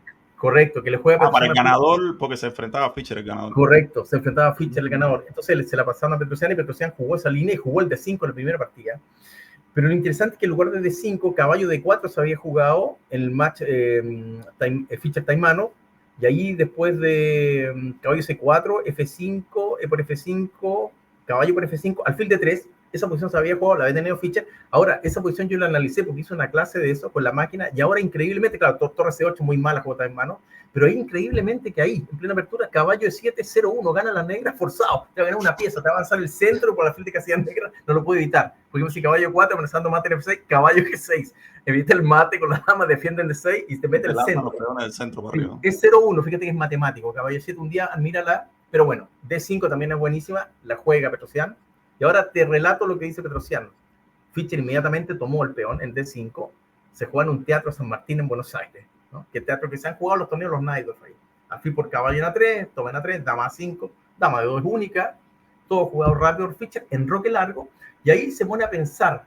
Fischer recién se pone, y dice que se pone a pensar, y se pone rojo, se ve que se vio en problemas ahí, se pone colorado, y bueno. Y hay una historia que se va a la corriente o algo así en ese momento. Se va la luz justo en ese momento, fíjate, todo enroque largo, y se corta la luz ahí en el teatro. Justo se corta, ¿no? Ahí parece que aparece el cuñado en escena. Se corta la luz. Ya estaba llegando, ¿no? Así mismo más Nueva York ahí tumbó la corriente. Sí, no, y ahora viene algo muy interesante, porque, claro, había luz solamente en unos pasillos, la parte de atrás del escenario, bueno, se corta la luz. Y Fischer, en lugar de pararse, Se queda ahí. Se queda ahí sentado en la oscuridad. Entonces, cosa ilegal, no puede hacerlo. Entonces, Petrosian reclama, viene el árbitro y Fischer le dice, quiero seguir pensando, y le activan el reloj. No sé si está bien o no, pero bueno, la cuestión es que le activaron el reloj y Fischer se quedó pensando en la oscuridad. Eso está cómico porque Fischer siempre protestaba que si la luz no es lo suficiente. Correcto, exacto. El tipo que siempre protestaba contra la luz, ahí no protestó nada, se la juega. Entonces, claro, juega Fischer 4 y Torre G8, que está en los análisis de la variante, la juega Petrosian. Y bueno, esa posición está... me acuerdo que jugaba bien ahí. ¿Qué jugada tiene ahí el blanco? Enroque largo, alfil C4, Torre G8. Ya me perdí con la variante. No me acuerdo bien de exactamente la posición, pero sé. ¿Y tú has mirado eso con la máquina, Iván? Torre de 1 jugó. Única, torre de 1. Y esa posición, que ya estaba analizada, y dice Petrosian mismo, dice que esa posición él la tenía no solamente analizada por los análisis que le habían regalado, digamos, sino que con su equipo lo reanalizaron y estaba todo perfecto. Y ellos analizaron todo, anotado también, torre por G2 en ese minuto. Torre por G2, que si hoy día la vemos con la máquina, también me tocó hacer una clase de esa variante. Torre por G2 es 0-1, es decisiva negra, gana en todas las variantes. Pero luego, dice Petrosian que no se explica por qué no la juega. Sabiendo los análisis, sabiendo que ganaba, no juega torre por G2 y juega muy mal alfil F5. Y F5 muy mala, pierde la ventaja enseguida, porque le hacen alfil D3, como fue la partida, y termina más perdiendo la partida. Pero, ¿por qué no juega torre por G2? Al ataque, ¿no? El cuñado al ataque, evitó torre por G2. El profesor X, ¿no? Claro, exacto. Sí. Alfil C4 en roque largo, claro. En roque largo, alfil C4, torre G8, torre de 1. No hay más jugada, y no tiene jugada. Y ahí, torre por G2 gana. Interesante, claro. Bueno, ¿y para qué te digo con Taimanov? El pobre Taimanov en el match. El error más grande de la historia, tanta, ¿no? O sea, de una partida suspendida, dama, torre y 3 peones por lado. Sí, que comen F6 y se cuelga la torre. Se cuelga la torre. Y Fischer le dice, lo siento, I'm sorry, le dice dama de 4 jaque, y torre a 1 y le come la torre. Dice, esto hay que verlo para creerlo, porque 3GM analizando, además que esta era suspendida, o sea, la partida se habían aplazado. Aplazado, claro, y se cuelga la torre. Entonces, de nuevo, oye, ¿quién se cuelga esa torre hoy día? Ni en un bullet se cuelga la torre esa, o sea, sí, es una cosa, ¿eh? Sí, una partida de clásica, sí, un candidato y esa gente es raro ahí. Bueno, el tipo lo hospitalizaron, creo, Taimanov casi se murió ahí, le dio una baja presión tremenda, fueron corriendo al hospital porque el tipo... Después del match, o después de esa partida. Durante el match. Sí, durante el match. Sí, no, quedó grave. Claro. El cuñado era duro, ¿eh? El cuñado. Uy, y pierde también ese rey y caballo contra el rey alfil peón, que es muy... También. Sí, ese te iba a comentar, esa que pierde contra un peón H, ese. Claro, sí, no, es terrible. Parece que Taimanos no tenía ningún parapsicólogo, ¿no? No tenía ninguna defensa ahí fuerte. Indefenso. Yo creo que están indefensos, ¿no? Él hizo un libro que se llama Yo fui víctima de Fischer o algo parecido al título, ¿no? Sí. Bueno, el tipo de hecho fue víctima de Targ. Totalmente, ¿no? Porque fíjate que le gana a Taimanos 6-0 y a Larsen 6-0. Sí. 6-0 y 6-0. Y a Petrosian le mete 4 al hilo, le hace el 6,5, 2,5. Y después con Spassky ya fue una cosa terrible también, porque regala la primera, se encierra en el baño. Una diferencia de 6 puntos también casi, ¿no? Si lo pones... Sí, porque en el fondo, en la práctica, claro, es 12,5, 8,5 con Spassky, pero hay 2 partidas que están casi regaladas. No, está claro que el tipo era una fuerza artística brutal, pero claro, eso de que haya estado tan solo también siempre fue un poco... Porque ganarle a esa maquinaria de jugadores así tan duros, trabajando en conjunto, no es nada fácil. También, yo le pregunto, he comentado con Leco y eso, que lo conoció ya después, ¿no? Después de los 90, lo conoció ya. Y eso, él estuvo en su casa y analizaron un poco eso y le pregunté, pero ¿cuán duro era el tipo? ¿Jugar obligo? ¿Te pareció que era duro analizando? Y me dijo, sí. Como que era muy materialista, dice que se le quedó eso, una de las cosas así que le quedó. ¿Quién te comentó eso, verdad? Leco. Ah, por Fischer. Sí, que decía que era muy materialista. Amador creo que también analizó con él algún momento que estaba con Leco y me dijo que era materialista a suma potencia. En los análisis dice que cuando estaban analizando una línea de la Petro, que en aquel momento estaba de moda, que esa línea de la variante de alfil 7 y caballo C6 en la Petrov, ¿no? Y caballo 4. el blanco juega un torre 1 y el negro hace alfil G4, y entonces en principio entrega el peón de 4, pero no se puede comer, y después más adelante el blanco come en F3, el negro toma en F3, G por F, y el negro sacrifica de alguna manera, creo que es el peón de H7 o algo así, se queda esa estructura, ¿no? Con los 3 peones en H3, F2 y F3 contra G7 y H7, algo así, ¿no? Y el negro tiene compensación, pero dice que estaban analizando eso y él decía, no, pero esto es un peón. Y no, pero mira aquí las casillas, que se yo, y que está doblado. Y él decía, no, después se desdobla, eso es un peón. No. se dobla siempre, si de alguna manera. Es buena esa. Russell, ¿no? Russell se desdoblaba todo el algunas tiempo, posiciones, ¿no? Eran de estructuras así que conocía, por ejemplo, la Snyder esa dice con la variante alfil 2 de 5, justo la que jugaba a campo de blanca, ¿no? Que él la jugó mucho con negra, la perdió con Geller, pero la ganó mucho también. Sí. Que entendía bien esas estructuras, que le pareció que era duro, conocía bien ese. Sí. Pero no, volviendo al tema del cuñado, sí, está súper interesante ese tema. Totalmente interesante, sí. Pero ese rumor era como entre los soviéticos, era como algo muy mencionado, muy conocido, o era así como una...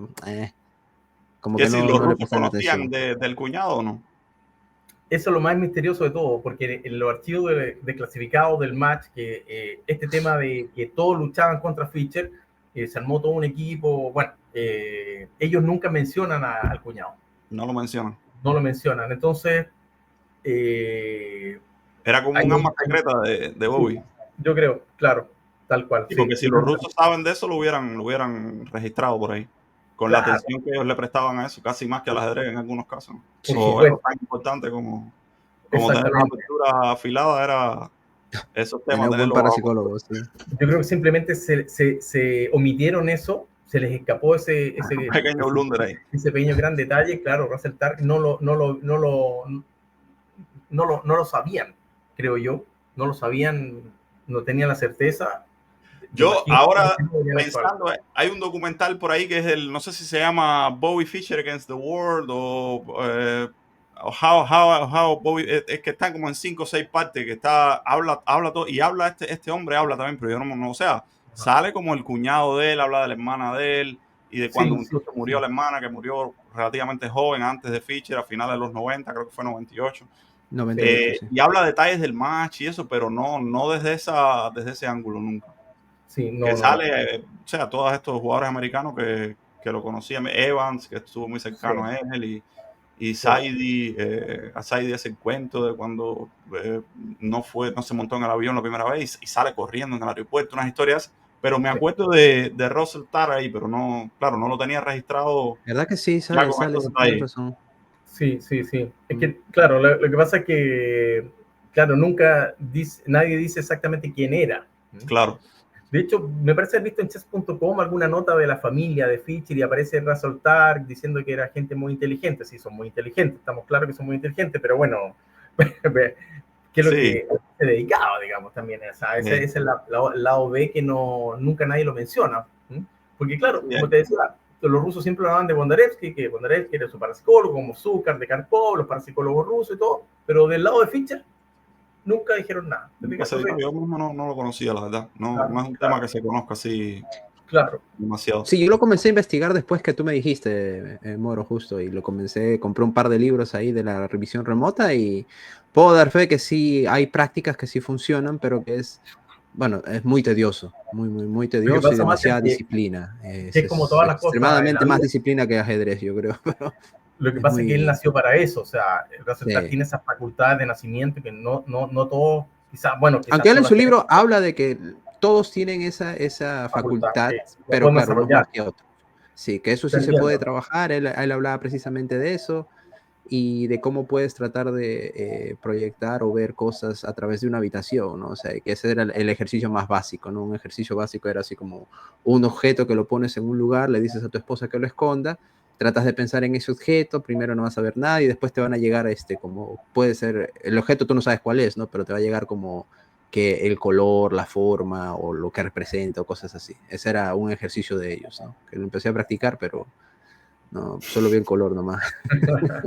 Fíjate que en uno de sus libros él relata, el mismo Targ relata que él le terminaron un cáncer terminal. No sé si lo viste por ahí. Pero No, creo no, que eso sí. No. Del hombre no sé mucho. claro, no sé qué edad habría tenido él, 50, 60 años, un cáncer terminal.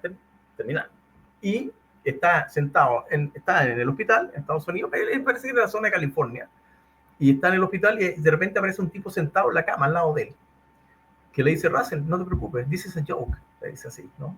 Y bueno, el tipo desaparece. Entra el médico al día siguiente y le dice, Russell, acá pasa algo curioso, ya no tienes ningún síntoma malo, desapareció el cáncer, te puedes ir, y se fue. Es buenísima, el cáncer terminal a cero, se recuperó completamente. Él hace esa historia sí, el mismo, yo lo leí del libro de él, sí, el mismo. O sea, Bueno, también hay historias, por ejemplo, muy similares de Tark y de Edgar Cayce, ¿no? Edgar Cayce, que también era otro otro de parapsicólogo muy su... famoso, de los sí, antiguos, mucho más antiguo que claro. Russell Tark también. Bueno, los que le usan el ocultismo ahí pueden revisar un poco. Claro, sí.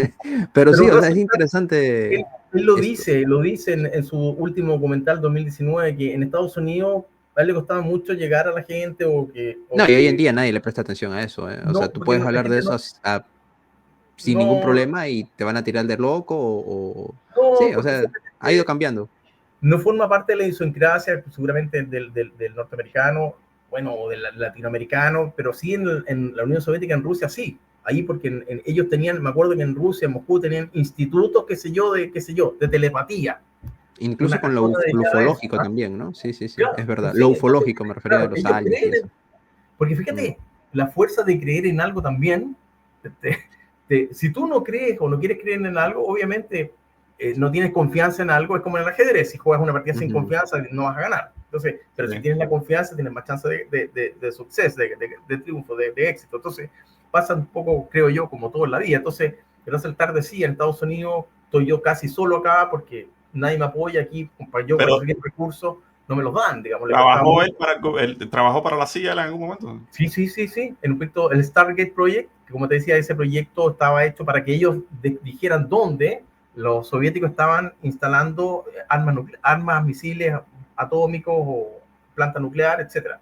O sea, Y al él y final dos, convenció ahí a alguien de que... sí. No, fue un proyecto de millones de dólares, ojo.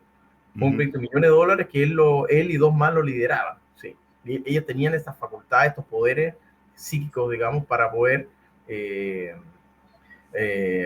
bueno, construir cosas no imaginarias, sino que en concreto podían llegar a tu casa mentalmente. Sencillamente, así podía llegar a tu casa. Yo me imagino que Bobini sería de los tipos que no materialista. Bobini era un tipo súper materialista, ¿no? Era Ingeniero eléctrico. Convencido, comunista y Convencido, científico. sí. Me imagino que no le daba no le hacía mucho swing a esos temas de. Nunca lo vi hablar de eso, no sé si. Por lo menos lo que he leído de él hasta ahora. Claro. No, yo creo que hay una época del ajedrez para atrás que no creo que se haya hablado de este tipo de temas, ¿no? Por lo menos no me acuerdo haber escuchado. Bueno, un día si quieren hablamos de Ben Larsen, que ahí sí que ya va a ser una película. Una historia también, un video aparte para Ben Larsen. Sí, no, se da para... Pero entonces tú que compartiste bastante también con Boris, ¿no? ¿Qué impresión te daba? Él, sí, es verdad, es muy conocido por ser un caballero dentro y fuera del tablero, una persona muy correcta. Siempre incluso hablaba de que a él le encantaba realizar sacrificios simplemente por el hecho de entretener al público, ¿no? Era una de sus debilidades también. Pero ¿qué impresión te proyectaba él como persona, como jugador? ¿Cuál era su aura, por así decirlo? ¿Cómo lo sentías tú? Mira, yo lo que vi analizando con él, pues claro, jugamos este match cortito, 6 partidas, pero yo lo que veía analizando con él tenía una fuerza de análisis así comparado con lo mismo que cualquier campeón del mundo, con Karpov, en ese nivel, Korchnoi. Es decir, tiene una comprensión del juego extraordinaria. Y bueno, yo, de hecho, cuando aprendí a jugar ajedrez, por supuesto que estaba ahí pendiente de lo que estaba pasando Fischer versus Spassky, el match del siglo, pero enseguida yo los primeros libros que estudié fue la partida de Spassky, o sea, las partidas selectas de Spassky, o al mismo Fischer. Sí, Spassky fue uno de mis primeros jugadores que estudié, y bueno, después me tocó la suerte. ¿Ese quién lo hizo, Máster? Porque yo sé que él supuestamente estaba trabajando en un proyecto de su biografía o sus partidas, eso, pero nunca lo terminó. Pero había un libro que era de Red. Él nunca escribió, creo, algo, en lo que yo entiendo, que él nunca escribió. Las partidas de él, entonces la hizo otro ruso por ahí o algo, ¿no?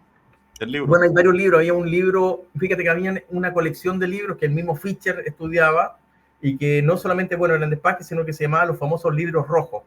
Ah, sí. Era una colección, creo que alemana, que, bueno, te ponían, qué sé yo, en la tapa te ponían Lasker, abría la primera partida y venía la primera partida y cada 5 jugadas venía un diagrama. 5 jugadas un diagrama, 5 jugadas un diagrama, y por ejemplo, bueno, hay todos los campeones del mundo tienen su libro, hay uno que era del Soviet Chag, ajedrez soviético, pero todos los campeones del mundo tienen su libro, y obviamente Spassky lo tenía, y ese era el libro famoso que hay fotos de Fischer desayunando y está con el libro abierto de ese libro. Sí, cuando se estaba preparando incluso para el match, ¿no? Claro, claro. No, pero de esa época, digamos, ¿quién escribió? Hay un libro de esa época de Cafferty, que es las mejores partidas o 300 mejores partidas de Spassky. O sea, a mí Spassky me parece un jugador extraordinario realmente, al campeón del mundo, sin duda alguna. Un jugador extraordinario en medio juego, tácticamente muy, muy bueno. Claro, quizás la apertura no era tan bueno como otros jugadores, pero sí siempre jugando a un alto nivel. Sí, comprensión bastante completa del juego. Sí. Gran finalista también. Sí, gran finalista también.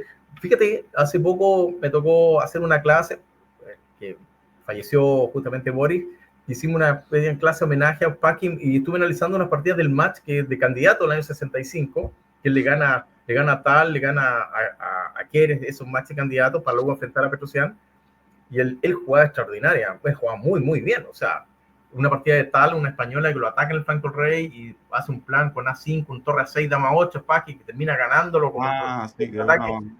Es una partida, una especie de Breyer, correcto. Y estamos hablando de una partida, no tiene al mejor estilo de Karpov o de Kasparov mismo. Es decir, para mí, ¿qué pasa? Un poco lo que hablamos antes, o sea, Spassky no era el jugador que entrenara 24/7, o sea, no estaba todos los días estudiando ajedrez como otros jugadores de esa época, como mismo Karpov o mismo Kasparov, ¿te fijas? Y quizás por eso no era mejor aún. Sí. Digámoslo. ¿Te fijas? Pero era muy una época, me imagino que entrenó un poco más o que estudió un poco más, quizás en esa época donde estaba ahí tratando de llegar al título en los años 60, eso, con Bondaresky, eso creo que Kasparov, no sé si se comentan los libros, que ahí tenía un régimen un poco más, digamos, de estudiar más y eso, pero sí, quizás después, sobre todo después que se hizo campeón del mundo, está claro que bajó bastante la intensidad. Él decía que después de ser campeón del mundo se le acabó la energía. No sé exactamente qué habrá querido decir, pero claro, a lo mejor no tenía ya la motivación. La motivación para trabajar tanto. Para estudiar tanto, correcto, sí. Pero el tipo en su mejor momento, en su peak, creo yo que cada campeón del mundo, en mi opinión, ha sido el mejor en su momento, es decir, ha merecido serlo, y Spassky es uno de ellos. O sea, Spassky era un jugador completo, mi modo de ver, era un jugador muy, muy bueno. Pienso que, bueno, le ganó a Petrosian, que no era nada fácil tampoco. No. Y claro, y después de ganarle ese match a Petrosian, él deja de jugar, prácticamente de jugar un buen tiempo, y eso obviamente le tiene que haber pasado la cuenta, pienso yo, el match. Y después, bueno, todo lo que estamos hablando que ocurrió durante ese match, bueno, es raro, pero sin embargo, lo que mismo hablábamos, que en el año 73 él gana el campeonato soviético y se convierte en un super jugador, de nuevo reconocido como el Spassky que siempre fue, digamos así. Sí. Sí, yo conocí al hijo menor de él hace poco, no sé si tú lo conoces. No. Estuvo aquí en San Luis, habla muy bien español. Él pasó mucho tiempo en Sudamérica, no recuerdo si fue en Argentina o en Uruguay. Ajá. Pero habla bien el español y muy, muy buena gente. Se parece físicamente mucho a él. Buenísimo. Ya. Bien. Nació en el año 80, si no recuerdo, es un par de años mayor que yo, porque prácticamente de la misma generación. Y vino invitado por el club porque ellos tenían muchas cosas de Spassky que se las rentaron, creo, inicialmente en el museo de acá de San Luis. Tienen ahí que hacen exposiciones de ajedrez y eso, y pusieron todas las cosas de Spassky ahí. Él la ayudó a facilitar eso, y entonces él vino, ¿no? Y estuvo aquí hablando mucho de él y haciendo historia. Pero sí, interesante hablar con él y eso. Pues ya después que él, o sea, se fue de la Unión Soviética, creo que a finales de los 70, bastante después del match. Sí, fue 78. Sí, se casó con una francesa. Se casó con una mujer que era, creo, rusa de familia, pero vivía en Francia por los padres eran diplomáticos, ella también, Sí. algo así. Sí. Y vive en París ahí, se afinca en París, Spassky, y ahí nace Boris Jr., ¿no? Se llama Boris, igual que él. Claro. Y él vive la última etapa de su vida, que bueno, la última etapa en realidad regresó de que es ya la etapa de ancianidad de él, ¿no? Él tuvo problemas con su mujer, creo que él lo dijo, alguien se lo dijo, algún conocido mío, que la mujer le quitó todo. Le quitó hasta las medallas de sus torneos. Él lo decía, no sé si era así, pero él decía que... Sí, que no se sabe si él perdió la mente o algo, porque también él le dio como una especie de evento cerebral, ¿no? Se acabó muy rápido, ¿no? Se vio muy... Parece que sufrió algún derrame o algo. Sí, él le había dado ya algo en un torneo, creo que fue como en el 2006, la primera vez. No sé si fue durante una simultánea que estaba dando, si mal no recuerdo era aquí en Estados Unidos. Puede haber sido en otro sitio, pero él le da, parece algo... Derrame cerebral. Por allá en el 2006, cerebral. Yo me acuerdo haberlo visto en el 2008, en la Olimpiada de Alemania, en Dresden. Él estaba allí hablando. Eso fue ya después que le había dado la primera vez. Quedó relativamente bien. Y después lo vi en el Mundial de Bli que yo gané, que tengo una foto ahí de recuerdo, ¿no? Que están él y Kornoy, me dan el premio y Karpov, los tres, él, Kornoy y Karpov. Estaban ahí, era en Almaty el torneo, fue el que yo gané ese de Bli. Y en la premiación ahí tengo una foto de los tres, me están dando una foto histórica ahí para los nietos. Eso. Una foto, 4 campeones del mundo contigo ahí, bien. Sí. Bueno, sí. Y él estaba bien ahí todavía, pero ya después, creo que fue 2002, no sé si fue 2010 o algo así, 2 años después, creo que le repite, fue lo que leí, y ya ese quizás lo dejó un poco más... Correcto. No sé qué habrá pasado en realidad, porque no... Sí. Yo también lo vi ahí en un torneo, me parece que en alguna Aeroflot, y él había tenido ese primer episodio, ese primer derrame, como bien dice, y después en el segundo episodio que tiene, ese ya lo deja muy mal. Lo hace envejecer, si uno ve la foto de ya se ve bastante viejito. En el 2008 cuando yo lo vi era un, o sea, estaba... Se veía bien. Una persona de avanzada edad, pero nada especial. Todavía hacía todo. Pero ya después, cuando lo vi otra vez, ya lo ves ya que es un viejito, en un sillón de ruedas, ya le cayeron ahí 30 años de momento ahí. Sí, por cierto, máquinas, yo tengo que ir adelantando, los dejo ahí en buena compañía y ya después me encargo de finalizar el video de los nuevos anécdotas del Moro. Pues nada, yo me despido, así que nos vemos después. Sí, pues podemos dejarlo para un próximo capítulo. Bueno, podemos dejar los próximos entonces. ¿Qué te parece, máquina? Podemos dejar anotado un nombre y un apellido, Ben Larsen, que para el siguiente, con todo gusto. Puede ser muy interesante, así que ahí tengo una... estuve con él contigo, 2 semanas. Contigo tenemos Ben Larsen, tenemos Karpo Korchnoi y Karpo Kasparo también, y Karpo Hanan y toda esa historia. Pero con Larsen se van a entretener.